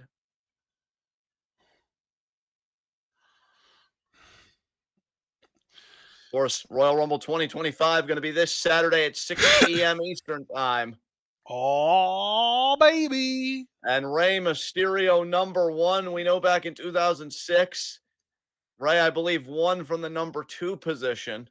Well, who won in 05? Was that Batista's year? That was Batista's year, yes. 05 was Batista, then 06 was Ray. 07. 07 should have been Undertaker. Then I know Cena won in 08. And we're watching 09. Yes. No, We did fuck it. you, Roberts. What is your timestamp, John? 1 hour, 39 minutes, and 9 seconds, 10, 11, Okay. 12. Tell me when you get to 21. Okay. 139.21. 19, 20, 21. Perfect. Thank you. You're welcome. As we got Lawler and JR. Jerry Yeah. Lawler and Jim the Cowboy Ross. That's not I actually his myself name. off. I should have just called him the King and JR. Yeah. So Jerry brain- and Jim. Yes, indeed. My favorite pair of Hicks. Yes. Not really. Big part of my childhood for sure. So Yeah. I still look back fondly on their chemistry. Although I will say Jim Ross and Paul Heyman were an underrated duo. And I love Paul. Actually, you know what? I do love Paul Heyman's psychology about being a commentator because he did one of those things with like Inside the Ropes. I rarely watch their stuff unless it's like a really good guest on there. John Morrison, Oh baby. my Fuck God. Yeah. This Him ain't and no Ray make started this- believe. Come Yeah. on. Open your eyes and see. I love this theme song so much. Holy shit. Absolutely.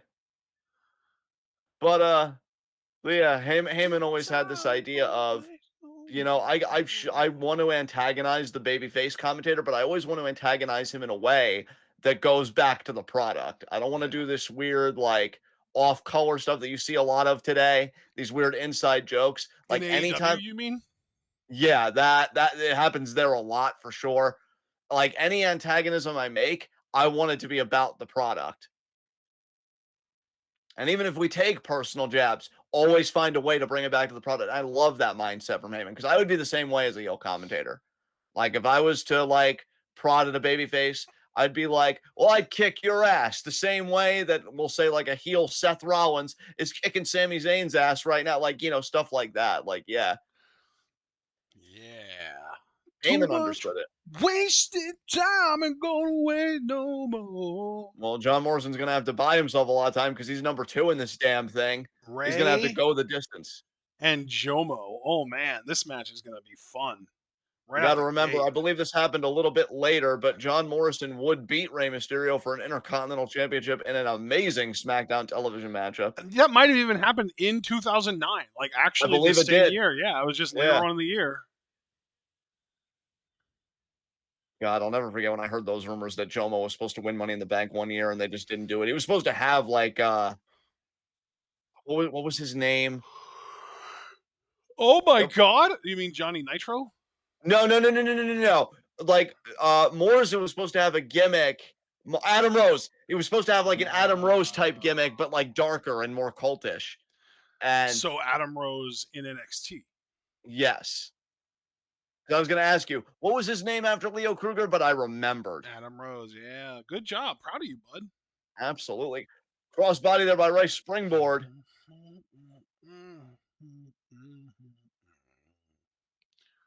Wow, wow, wow, wow.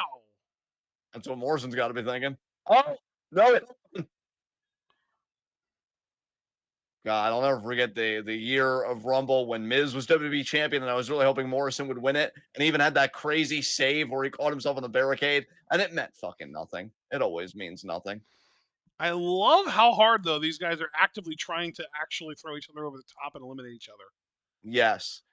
Oh, he spit to the face of people who want to be cool, or don't want to be cool. Oh, Carito, yeah. 8 out of 10 impression. I dig it. Thank you. Carlito seems so lost in the shuffle. Oh, the spit in the face to Jomo. Jeez. Yeah, this I do like Jomo even at this area like age, but I do feel like this is before he really like fully got it with pro wrestling, which makes it that much more impressive that he was already as good as he was at this point. Yeah. Dude, if only he was a good promo, he would have won at least one world title. I At think least. I think Lucha Underground was really like him getting it. Yeah. And he was a world champion there. Oh baby. Hell yeah. I fucking love that reign.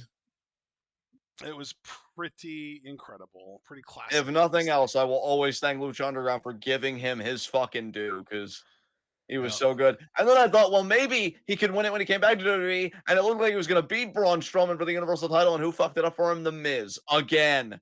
You piece Oh of god, I shit. hated that shit. That was awful.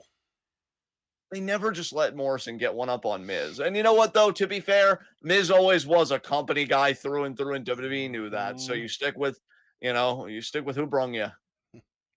Mark wants to know what your thoughts are on Ricky Mundo. I like not to think about Ricky Mundo. Every day I don't think about Ricky Mundo is a win, but yeah, there's only one Supreme Jomo fan in town. And actually, I can't even really claim to being that guy anymore because I don't even know what Jomo's doing, but I do wish him well, whatever it is. Him and Taya both. And yeah, MVP. Bro, I don't even know if you watched that Hey EW video I posted because I know you don't care for that series, but Hurt No. Syndicate is fucking gold, man. So first of all, no, I did not. Second of all, I believe Morrison and Taya are both in Ring of Honor. Oh, okay. Is he Johnny Honor now? No, I don't think so. Wow, Ray tried to stop the ball and elbow, but he couldn't. There it is. He's Johnny TV. Okay. And he actually hasn't wrestled a match just in general since December 21st. So it's actually been over a month. Huh. He challenged Commander for the television title and failed and lost in 9.5 minutes. And prior to that, he was still wrestling on Collision, actually, but he was primarily Ring of Honor. I know Johnny, still enjoys doing movies and whatnot. I want a multiverse Johnny movie where he's just fighting every version of himself ever. So like Johnny Mundo in there with John Morrison, who's in there with Johnny Nitro, who's in there with Johnny TV. Like, yeah, just do a whole Johnny Battle Royale. In fact, you can even call that, the Jomo Battle Royale or the Johnny Battle Royale or something. Fuck, I'd pay to see that. Nice head scissors by Ray. So did you hear about this AEW Adult Swim Battle for the Booty match thing? Oh God, no. Do I want to? Well, I think because Johnny TV and Taya were in it. Oh God, Kali. Ugh. Get ready for everything to slow down, folks. Yeah. But anyway, so Fang, as in like from Primal Fang, Yes. wrestled, Oh. teamed with Meatwad from Aqua Teen Hunger Force. Oh. And they defeated the team of Johnny TV and Taya Valkyrie. Was there anything a part of that would be WTF of the year worthy? Because it sounds Oh, it's WTF. from 2024. Oh. Jesus Christ.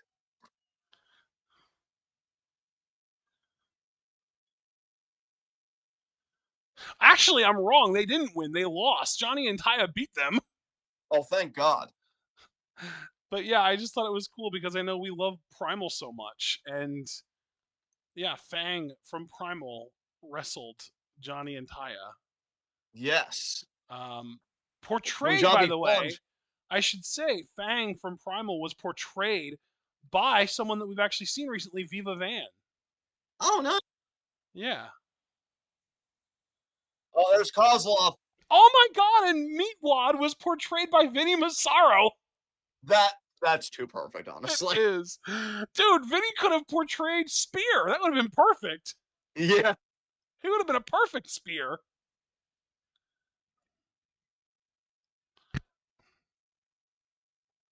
That's crazy. I kind of love that though. Kozlov just eliminated Kali by himself. Wow. He asserted Soviet dominance. They really built Kozlov up at one point, I remember. Yeah, remember, I think it was only a few weeks after this, he would beat The Undertaker on a fucking random SmackDown. Jesus Christ. Yeah, they really built him up. That's when he would have a match with Shawn Michaels to determine who would challenge Undertaker, for the streak. And Shawn would obviously win that match. But yeah, that's how high up they had Kozlov on the card at one point. Now he eliminated MVP. Wow. Taya, by the way, Taya Valkyrie has wrestled as recently as January 16th. She beat Lady cool. Frost on an episode of Honor Club. Nice.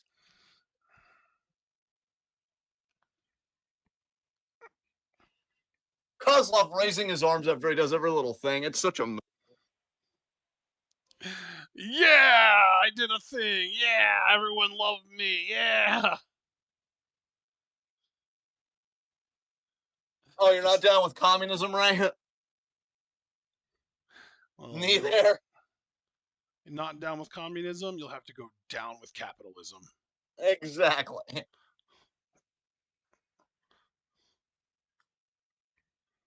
Oh, yeah, Triple H. I forgot about him. How could you forget about Hunter Hearst Helmsley? He got a surprisingly low number for this. What is it, 9? 7. Ah. You know what, though? That's a prime number. That's a lucky number. It's a prime number. He's got a chance. You want? Never mind. Wow. It wasn't going to be against you. It was going to be against Triple H. Oh, okay. Yeah, why did... No, I'm to antagonize you, and plus, I'm trying to reform. But, no, I was going to make a mean-spirited comment on Hunter, and I'm like, no, got to be mature. Headbutt there by Kozlov.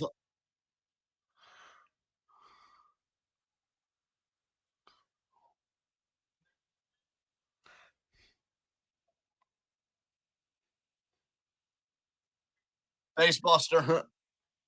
DX chop. Kozlov's gone already. Wow. Wow. That pop for the elimination of Kozlov. I mean, Kozlov was definitely a shitter, but I just love the Triple H again. He sees that they're trying to push somebody as a monster, and he's like, let me show you how quickly I can beat this guy. Oh, man. Was Triple H the original Cody? Probably.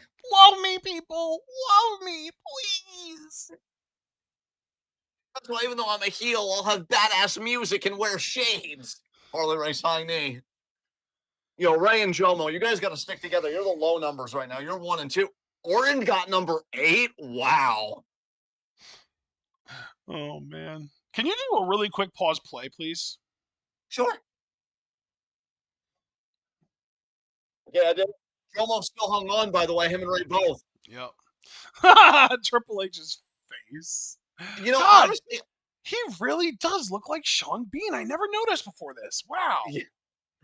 I gotta say, it probably was appropriate that Mark picked this Rumble in particular because seeing how stacked the lower numbers are, I'm expecting a similar energy this Saturday for the men's Rumble. Just Oh how my fucking loaded that God. is.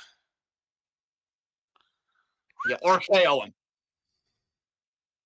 He's coiled and he's ready to strike. RKO. RKO. Oh. You can eliminate Triple H right now. Look at Oh. Jomo. Nice. That was beautiful. Nice. What's the name of that flash kick? I know it has a name. Flying Chuck, baby. Flying Chuck. I love that so much. Yes. Now it's back to 1 and 2 being like this Rumble was about us. Yeah. Yeah. Tiger feint kick.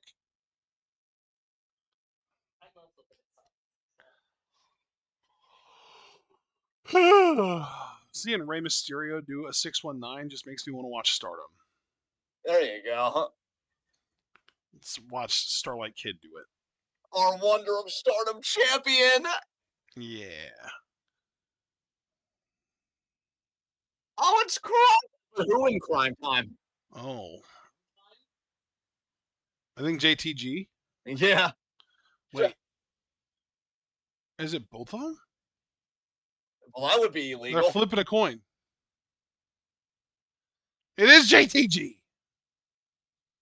And just like I stayed under the radar and employment. It's a two-sided coin, you son of a bitch. And JTG thinking, just like I stayed under the radar and employment for so many years until they finally remembered my name, I'm going to stay under the radar in this Rumble. But he's not, though. He's going after people. That was He just did a really sling nice blade. blade. JTG, you're a sleeper. He's like Japanese wrestling. Go Tanahashi. Yeah. You know, I bet we'd have a lot of fun watching wrestling with JTG now that I think about it. He seems like a pretty chill dude. Yeah. Totes. Watch some Kobashi together and shit. Get high. Oh, man.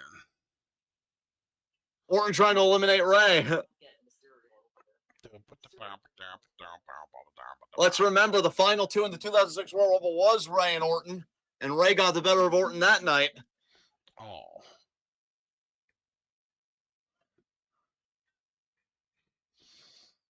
Man, that was the quickest 90 seconds I've ever fucking seen. I can't believe we're already counting down the clock again. It's because of all the shenanigans on the ramp. There were a lot of shenanigans, you're right. Oh, it's tedious! Oh, this fucking scumbag.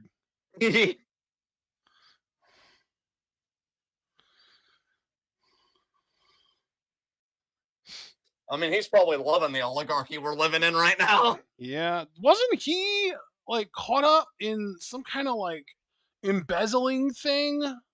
I feel like his dad certainly was right now. It's just a question of was his son a part of it, and I think he was, but I thought it was this. I thought it was Ted Jr. that was caught up in it, not Ted Sr. I thought it was Ted Sr. I guess we'll have to get clarification on that. You didn't eliminate either of them. Fuck you.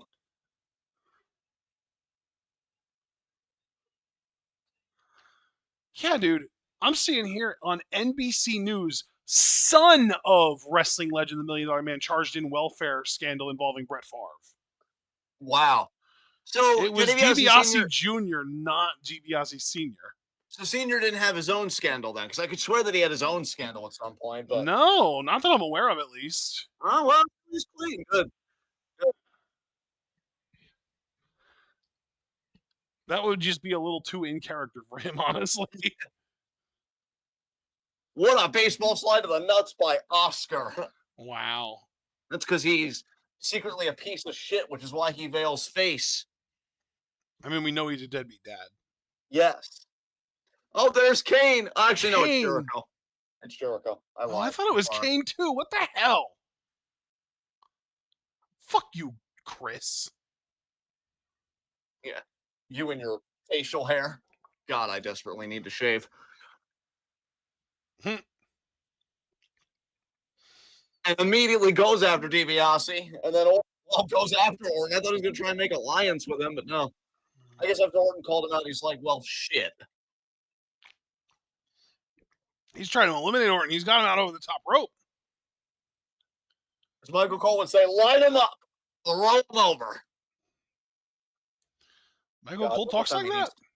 Beg pardon? Michael Cole talks like that? He did well in the video package they've been showing for Rumble this year. They have that soundbite from him. Line him up, throw him over. Oh. Bulldog there. Yep.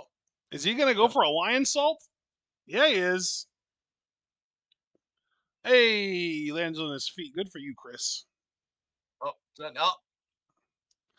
Lion tamer?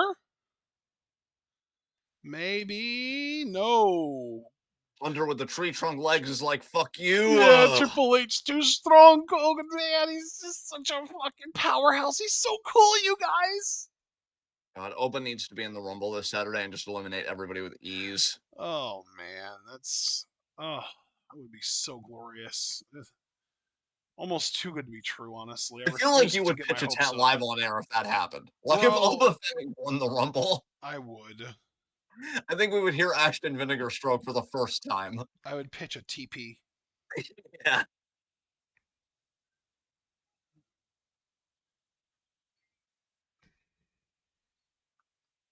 Mike Knox. Ew. Actually, no, I liked Mike Knox. I was thinking of who was the guy with the yellow teeth? Snitsky. Yeah, that's who I was thinking of. Mike Knox is cool though. I like him.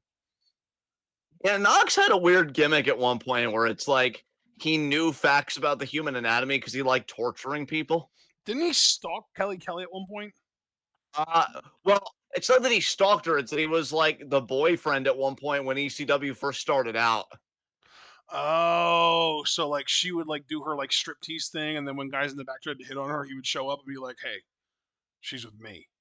Yeah, and like at times he would come out and like cover up and pull her away from the fans because it's like, no, you're my girlfriend. That's for my eyes only. Gotcha. It's like, wow, okay. Yeah, Last I checked, I wasn't property, so no, but that's where you're wrong. It's patriarchy. You are.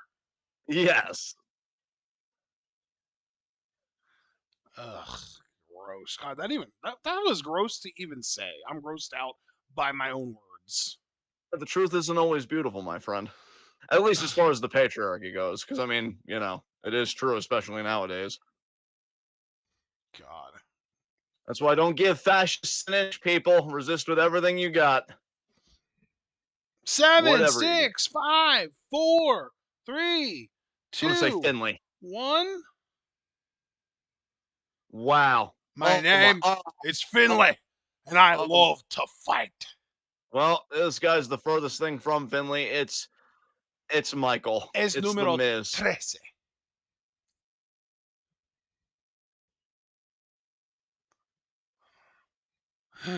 Oh boy. This was post ECW Miz. Yes, I believe you are correct.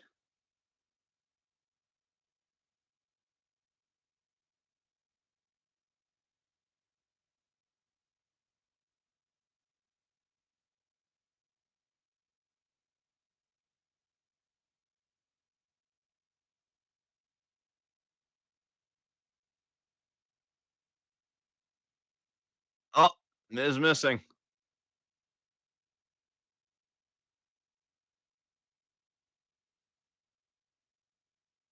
That was a nice sequence from all three guys. Credit Hell there. Yeah. Oh Jesus. Mizzard. JTG, what were you thinking there, my dude? Is there anything more foolish you can do in wrestling than spin Randy Orton around when he's hot? Exactly, but Triple H just got the pedigree on him. You would probably want to eliminate him now. No? Okay, just eliminate Oh, Miz and shit! Morrison. Miz and Morrison both out. Triple H will never pass up an opportunity to shit on somebody that wasn't one of his guys when, like, realistically, you should have just tried to eliminate Orton right there. Now Finley comes out. Wow, it was a number off. That's crazy. Look at Ray. Oh my God, he's so tiny. Put him in your pocket. And now Finley. Club Bro, there, Finley's Finley. coming for everyone. You love to see it. That's awesome. Nice inverted time drop to Jericho there. Forearm to Mike Knox. Yeah, Finley's another one that SmackDown around that 2006 to 2008 era. It might even be 2005, 2008. I would have liked to have seen Finley with one World Heavyweight Championship reign. He was so good. Oh shit, Finley trying to eliminate Jericho. He caught him sleeping. I love it.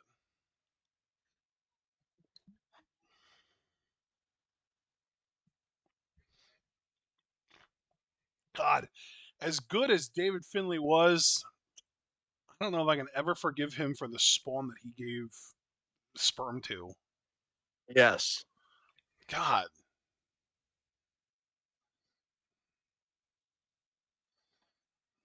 Nice short arm clothesline. Damn. Bro, did you not train your son? What the fuck? Why does he suck so bad compared to you? He just wanted his son to find his own way, you know, and maybe he shouldn't have. Apparent fucking Lee. And Orton actually smart, realizing, wait a minute, he's a legacy, and so am I. And so now they're working together. Would the Because Legacy faction not form until later on this year? no, it's here. The legacy faction Oh. is And this is Cody. Oh, God. Baby Cody Rhodes. Oh, God. yeah, before Oh, he got shit. Orton's going to direct traffic here. That's right. I remember this. I've seen clips of this. I didn't watch this when it happened, but I have seen clips of it. Cody was the man that solved racism. The moment he has Orton come to, they all go after JTG first. Wow. And now they're going after All Triple H. teaming up Yeah, on yeah. Triple Glad H, you got yeah. around to the real threat there.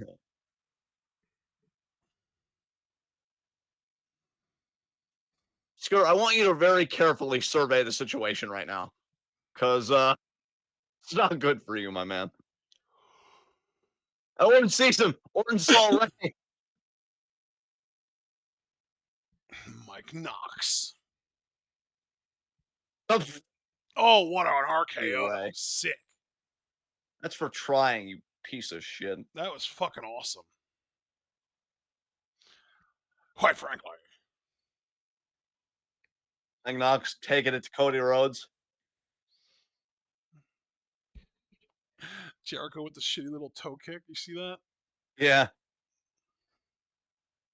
That was an awesome RKO, though. Yeah, Orton and Ray. That was one of the bright spots of '06 with all like the Eddie pandering and shit was, you know, they did have genuinely good chemistry. It's just a shame that it was marred by horrible storytelling.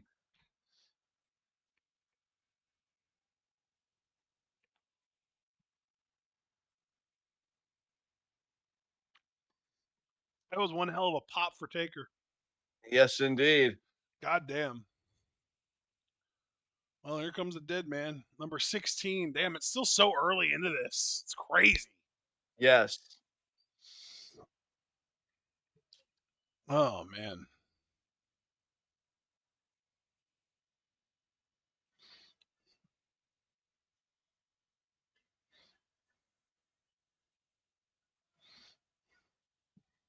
Yeah, Taker did win last year, looking for a two-peat.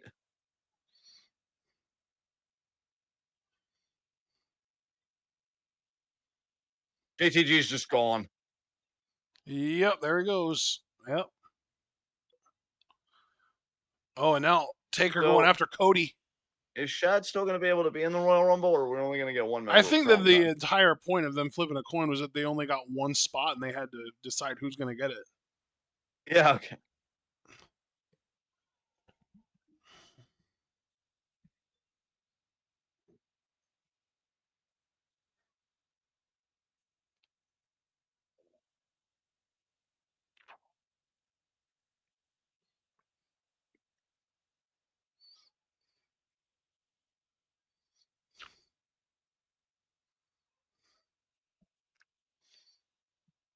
Bro, Taker's going crazy. Yeah, Taker is just laying waste to everybody. Oh, it's Gold Dust.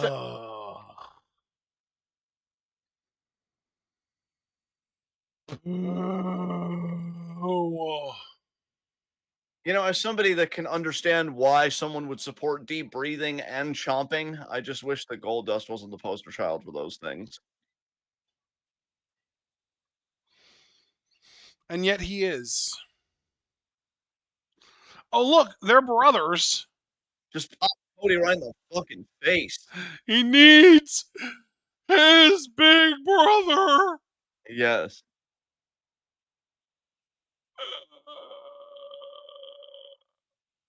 Fuck you, Cody. Fuck you too, Dustin. Fuck you both.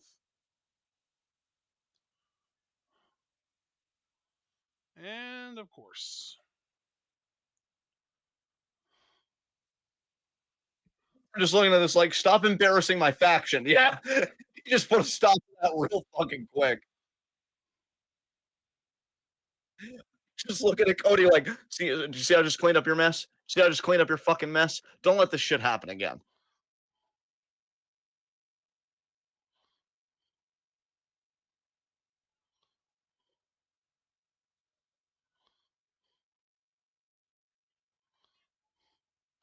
Well, there goes Goldust. Now Orton, throw Cody out. Oh, no, no, Orton needs him, man. He needs both him and Ted. He's like, I want to win this damn thing. Oh my god, it's Philium. It's Fildred. Back when he was actually, CM Try. Punk. Did you see how almost fell there? Fell into the ring. Oh man. Wonder what number he's gonna get come Saturday.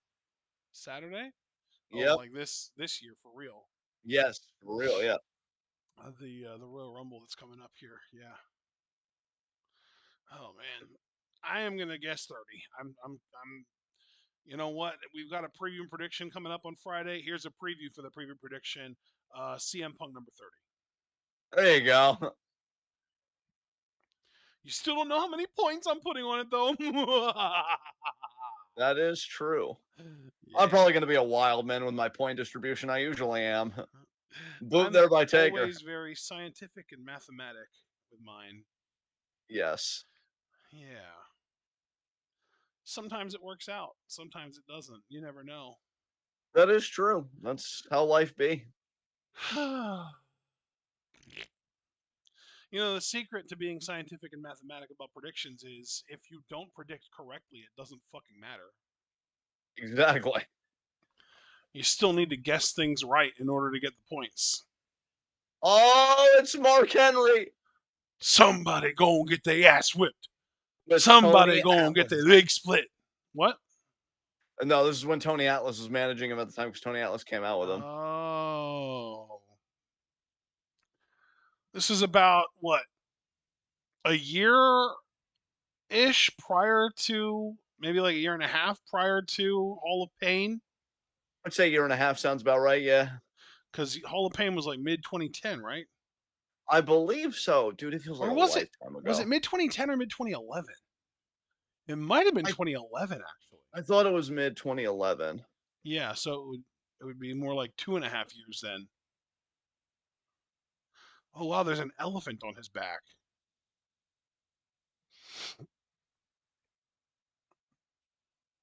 Boy, trying to go after Mark Henry. My God, Hunter, your ego.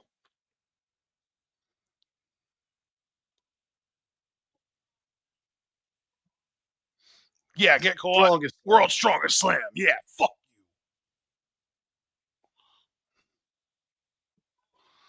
Oh, Fildred, what are you doing? What are you doing, Fildred?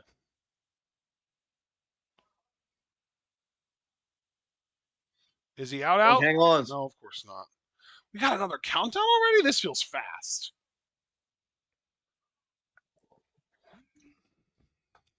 Oh, Shelton, I think there'll be plenty to stop you in this Rumble. Apparently, Shelton was U.S. champion at this time. Gold standard era. Yes. He's going right after DiBiase Jr. and Mysterio Jr. And for some reason, he went after Finley while Orton was already on Finley. What the fuck are you doing, Shelton? Even kind of backing up like, oh man, there's pay dirt. Weird ass decision. I don't understand it. Did Shelton and Finley have beef? Sean was just fired up. Why? Okay. I mean, I'm not saying that's a good reason. I'm just saying that's the only reason I'm able to afford. You're aware of the fact that Dominique Adams is pretty much the baby of our Discord, right? Yes. Yeah, he just said that he was 11 during this match. Wow. How's bragging campaign? No, I'm just kidding. And Dragon Whip there by Benjamin to Henry.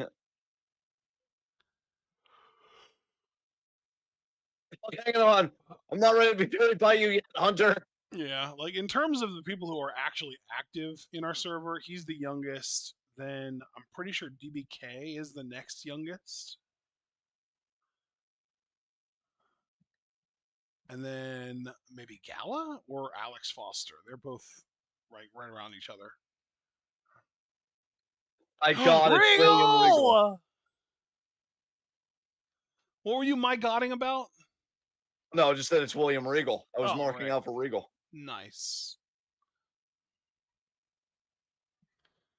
Mark said he was 22. I was 18. Nice capture suplex. I was in college. I hated everything at this point. Yep. I was at the beginning of my third term of college out of 6. Oh God. And oh man, I mean, I didn't really hate everything until my 4th term, but it was still, I just was not having a good time. Yeah. 4th Wait, who term eliminated was Mark Henry? I think Rey Mysterio technically Yeah, led that Ray Lord. just low bridged his ass out. Yep. Mark correcting himself, saying he was only 21, still not 22, and Abel was 13. Oh, Abel. Dun, dun, dun, dun, dun, dun, dun, dun.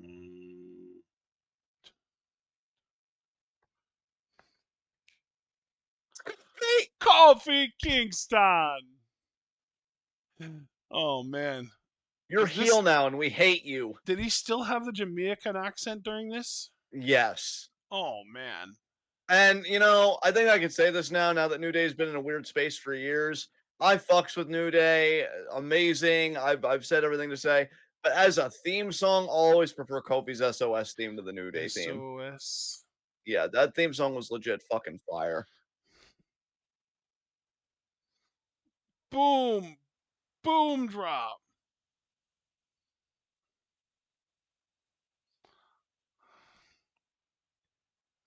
I forgot Jericho was still in this, honestly.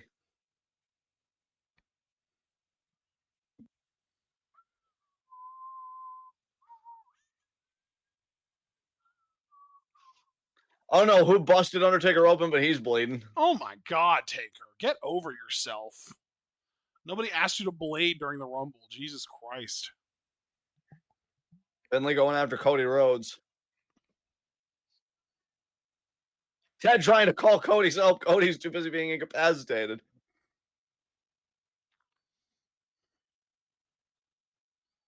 Taker eliminating Shelton Benjamin. That tracks. Mm-hmm.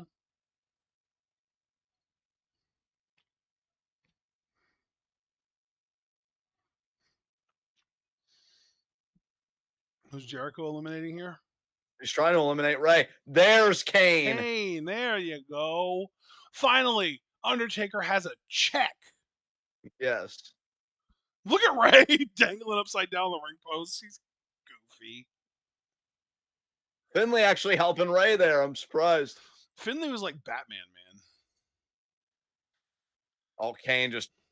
I'm ready for him to start rattling off choke slams. Oh, apparently Kane had a shitty theme song around this time.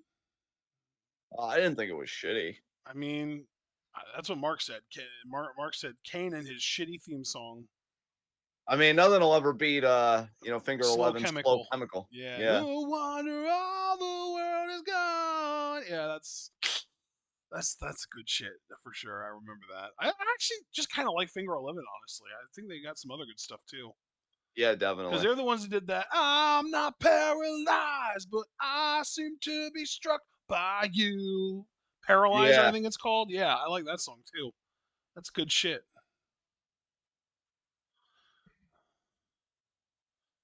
The choke slam train, y'all. I They're thought just Undertaker was going to chokeslam they're Jericho, but not going not. after each other. They're just doing it to everyone else. What the poop? How is this fair? You're supposed to check each other, not help each other. Exactly. What are you doing? What the poop? That's what I said. Oh, Regal's gone. Wow, unfair. Unfucking fair. Fuck God, you, Phildred, you piece of shit. we thought Test would be the last injustice, and then we get hit again, this time with Regal. I mean, as much as I hate that Regal was eliminated, he wasn't a true injustice like Test. Yeah. Oh, it's our See that? truth. Oh. Why people sprint to the ring in this? I would very casually just walk down and conserve energy. I would wear Heelys to the ring and just roll down the ramp. Yeah.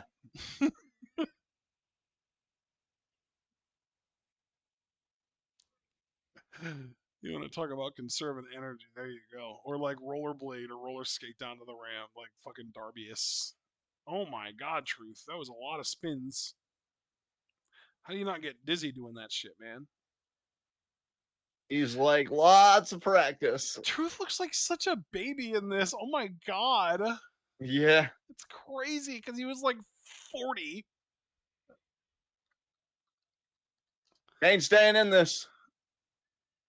He wasn't quite 40, but he was like 36, 37, probably 36 realistically. But yeah, it's like that's a grown ass man, but he looks like such a baby there compared to now. Yes.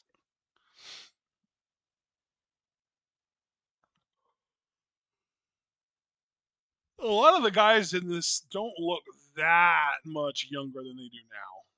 Like Taker and Kane don't look that much younger to me than they do right now. Jericho doesn't look that much younger there than he does now. RVD. Van Dam. What a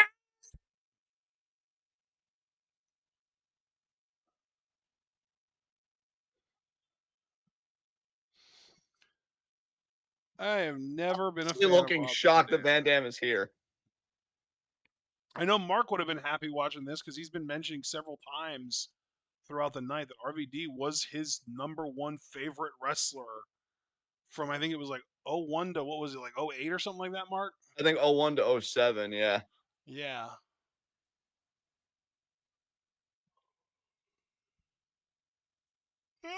And after RVD was his favorite, he got supplanted by Orton, and then Orton eventually got supplanted by Punk, and only after Punk did Edge finally become his favorite wrestler. Yes.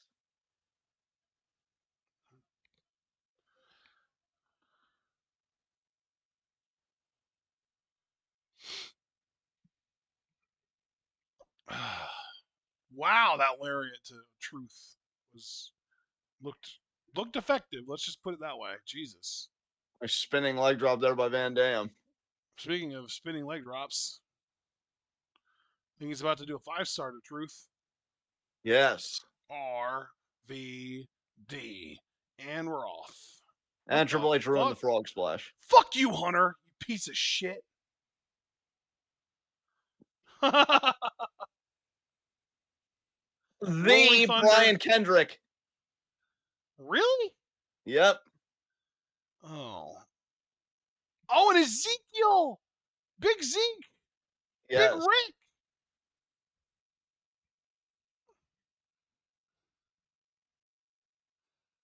Oh, man, talk about the bigger star. Holy shit.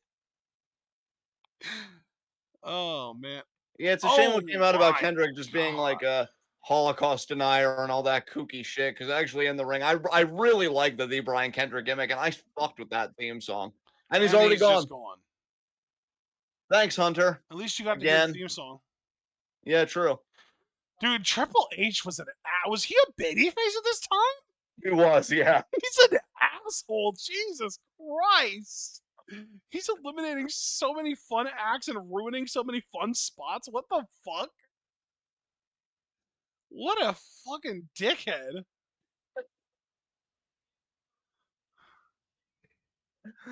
I'm just imagining you now going back in time and watching this in real time. You're a babyface? What a dick. Triple H doesn't know what Triple H wants. When he's a heel, he tries to do babyface shit to pop the crowd. When he's a face, he ruins babyface shit. Like, wow, this guy is eclectic as hell. Hunter, get your shit together. My shit's already together. Maybe get your shit together. Yeah. What the fuck is this? Oh, it's oh my Ziggler! god, it's Dolphin. It's Nemeth. Not even once. Oh no. Oh god, Nemeth. That's a big man standing there behind you. Hi, I'm Dolph Ziggler. Yeah, I was that era too. That's amazing. Oh no, not oh. Gonna stop being a cheerleader, bro. It's funny though. Kane really eliminated him with a handshake.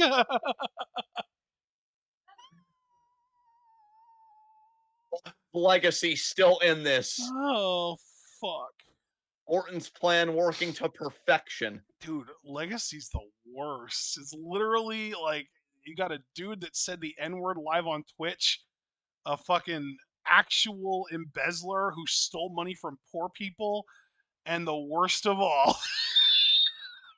Cody fucking Rhodes. I wanted to make the same joke, but I'm like, no, John, if you do it, you are gonna get checked by these people, and you took the bullet for us. You did it. Oh god. God damn. Wow, man, that's brutal. I thought he could get away with it because I think that was around the same time like the New Day had talked to him about, Black Lives Matter and shit. Yeah. And they're like, being racist isn't cool, Randy. Oh, I'm sorry, guys. I didn't know. Oh, there's that. I wasn't ready. Yeah. Is that still the record to this day? I think it is, yeah. Kane? This was Kane's like trolling here. Clearly, he's like, I know I'm not gonna win this, so I'm just gonna have fun with it. I'm gonna gawk at Rob Van Dam. I'm gonna eliminate Ziggler with a fucking handshake, and I'm just gonna eliminate Santino the minute he enters the second even he enters the fucking ring.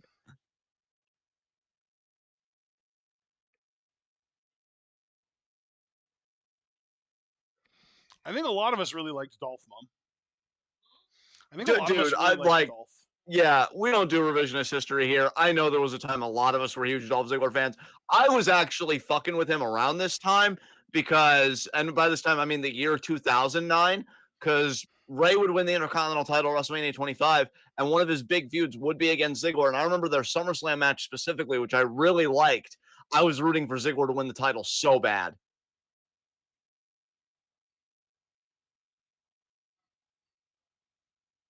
Mike Knox is still in this, by the way. Yes. I like Mike Knox. Oh, go. Eliminate Triple H. Oh, Hacksaw Jim Duggan. Hacksaw? Really? Ugh. You just know that if Hacksaw is still alive in 2030, he's going to be in the Rumble in 2032. Yes. Just to say he was in a Rumble in however many decades. Yes.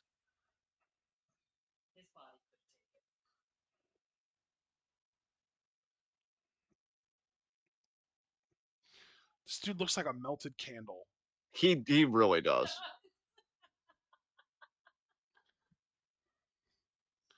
Pop my mom with that. That pop. I heard that pop. Yeah.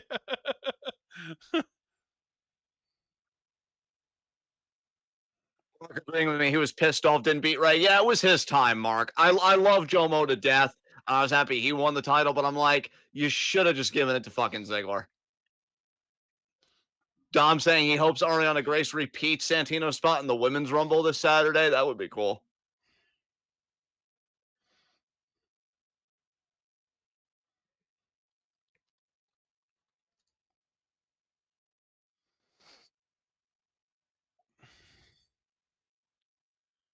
Actually, you know what? Duggan hasn't been in a Royal Rumble this decade at all. He's finally rode off into the sunset. Yeah. Oh, it's the Big Show. He was in the 2012 one. That's the last time he was in one. Okay. Yeah. And the last match that he wrestled was May of 2019. Big Show's So, number 30. We did it, people. We cleared the field. well, Man, he was looking especially bulbous this year. bulbous. Ooh, what a word. Oh. I like bulbs. What shape he would be in, though. I remember his ECW days when he was ECW World Champion on the WWE Sci-Fi program. That was probably the most he weighed. He was really big then. It looks like he's like slimmer here. I think he's said before that the most he ever weighed was like WrestleMania New York in the early 2000s, I want to say. That's crazy because I would have guessed he weighed even more in, again, the ECW period of 2006, 2007. Oh, and King being like, fuck you both. I'm the only monster here. But there's three of you. Oh man, Big Show and Kane. What a dynamic duo those guys are. She'll probably thinking, this is my fucking year. I'm number 30, damn it. And most importantly, I'm a giant. Remember how awesome those guys were in the Royal Rumble 2015? Yeah. You know, the way that they unceremoniously dumped the lifeless bodies of everyone's favorites over the top ropes so that Roman could beat them and get cheered, even though it failed and he got booed. And then The Rock came out Yeah. to try and get him cheered, and even that failed, and The Rock got booed, and he had a look on his face like, what the fuck is going on right now? I Oh, feel like thank God that is the only time that's ever going to happen. Oh, don't worry. Black Adam's still coming. yeah, yeah. And don't worry, that's not the last time you'll get booed either. You'll embrace it though. You're gonna be like, yeah, I knew I was gonna get booed. That's why I became the final boss. Yeah. I anticipated it. Totally. That frying pan hand of the Big Show over the chest of R-Truth.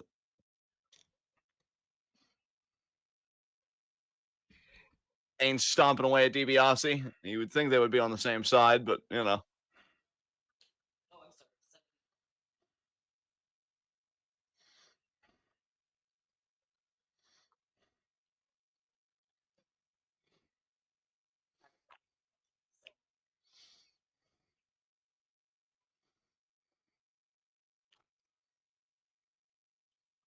Jesus Christ. Big Show eliminating R-Truth with authority. Ha! He hung on. Of course he fucking did. Fucking Nepo baby. Yeah.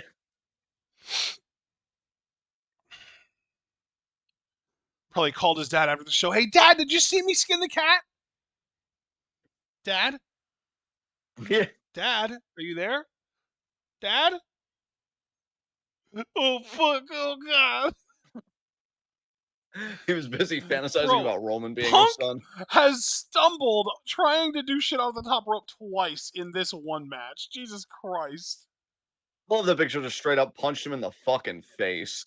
Uh,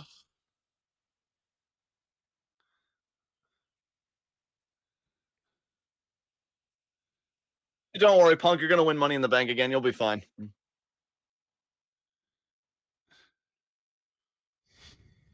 Cody tries to call Dusty, but someone else picks up, and he's just like, "Yeah, is my dad there? Who's your dad? Dusty Rhodes?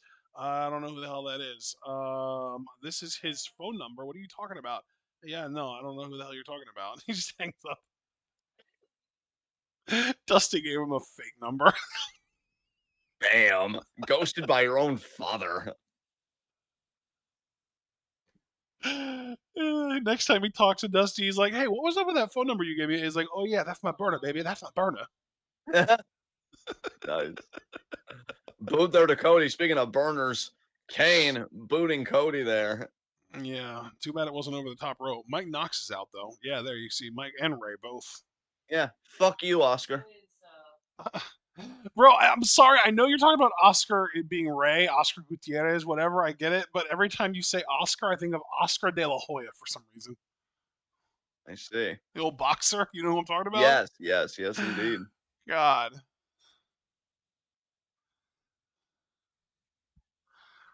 Oh, RVD. Breaker. Code breaker there. Got Kane. What'd you say, Mom? That's okay. We're not keeping track. Yeah, we have had all 30 entrants in this thing. That must have been some kick. Big Show really reacted to that quite audibly. Oh man, Big Show throwing hands. Those bombs. Oh my God, is Triple H still fucking in this? Jesus. Yeah. You thought he got eliminated earlier, I guess? Go away. Yeah, there are a lot of old people in this. It's the worst. Okay, we get it. You're both tall. Get over it. Move.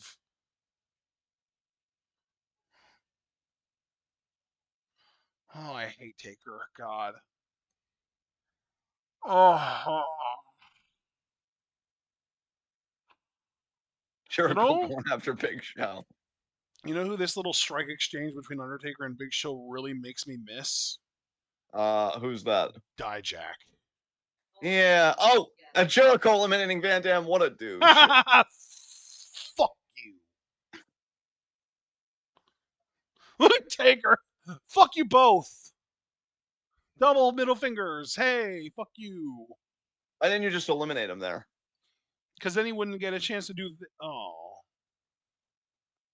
Wow. Wow, Taker. Yeah, no, John, you were right. He should have just eliminated him when he had the chance. There you go. He got him now. Still, he really was playing with fire there for a second, wasn't he? Yeah. And Kane's like, did somebody say fire? No, Kane. We said May 19th. Now spaz out like a weirdo. Yeah. That was 2005, right? May 19th shit. I believe it was 2006. I'm Googling. Kane's gone. Way to not help him again, Taker. Again. What a piece of shit. Who's the one with the black tights and gold all over? Yeah, please. Huh? Down to 6 people. What are you talking about, Mom? This guy over here, please. On the far right? That's Ted DiBiase Jr. Okay, yeah, you're right, John. It was in 06. Legacy going after The Undertaker.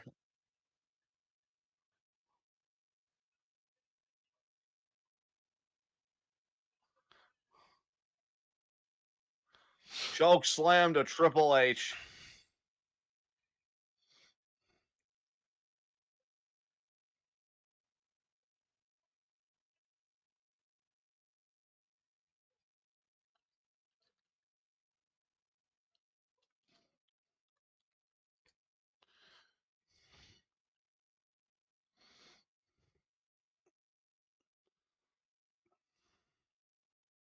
Big Show just chilling in the corner.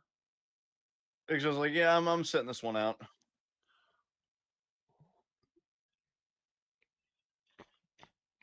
You guys are brothers. Do your destruction.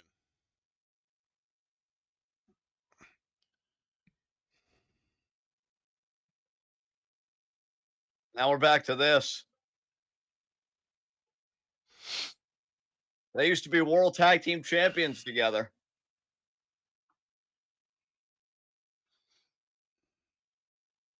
Oh my God! It's the best pure strikes versus the Big Show's WMD.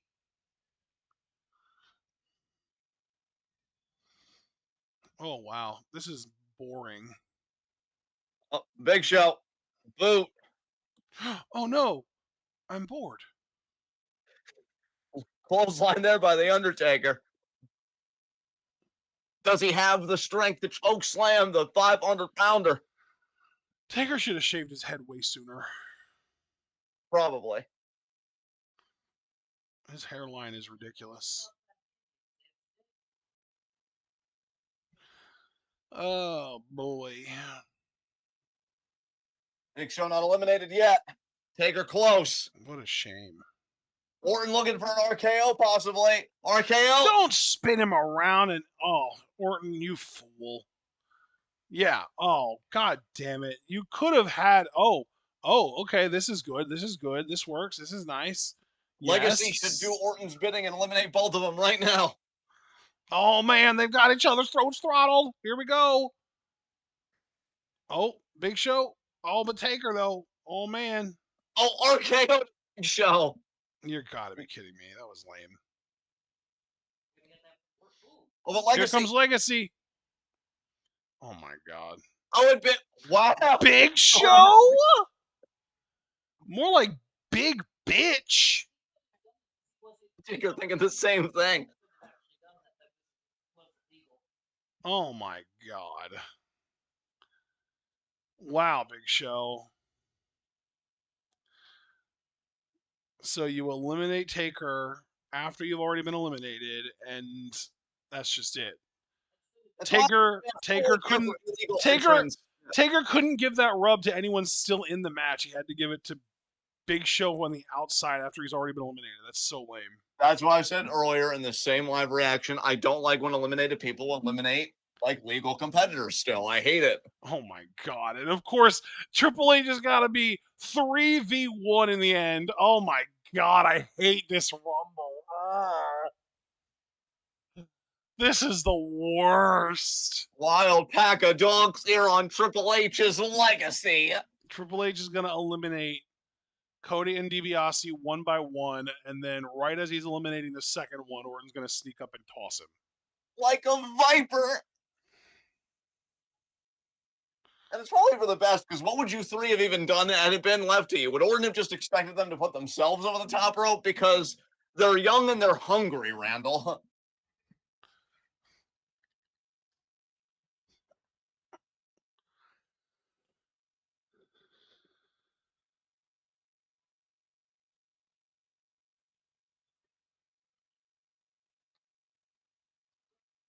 Yeah, Hunter. What are you going to do now?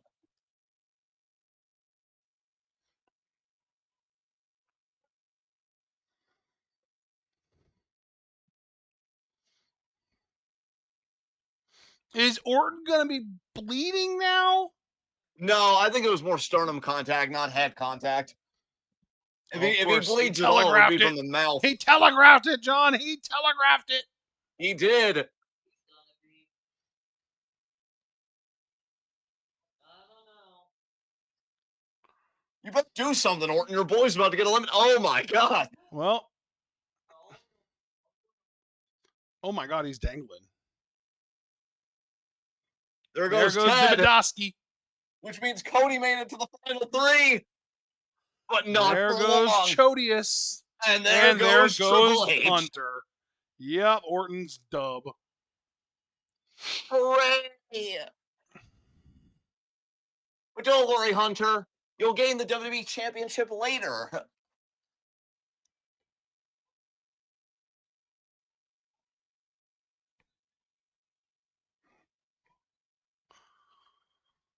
Okay.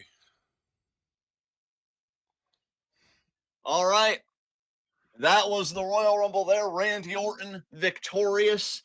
We've got just a little over 15 minutes here before NXT, so I think I'm going to take us home here. Thank you so much, Mark, for the request. We deeply appreciate it. We hope you had fun. Guys, please leave a like as you file out, subscribe, click the bell icon for notifications so you don't miss any of that TWitWoW goodness. Check out everything we're involved in the description box. Follow us on Blue Sky and Twitch because we are the best wrestling podcast in all the IWC. And our Rumble week will continue while we've got a pit stop for Stardom first Thursday at 7. But then as far as actual Rumble content, Friday at 11:30, it's going to be preview and predictions, which includes our Rumble minigame. And then Saturday at 6, it's going to be Rumble live reactions. We're doing the whole show. And yeah, then afterwards, we're going to be doing a Royal Rumble review in lieu of weekend review. So be sure to join us for that. Be good to yourselves and each other. Tune in and peace out.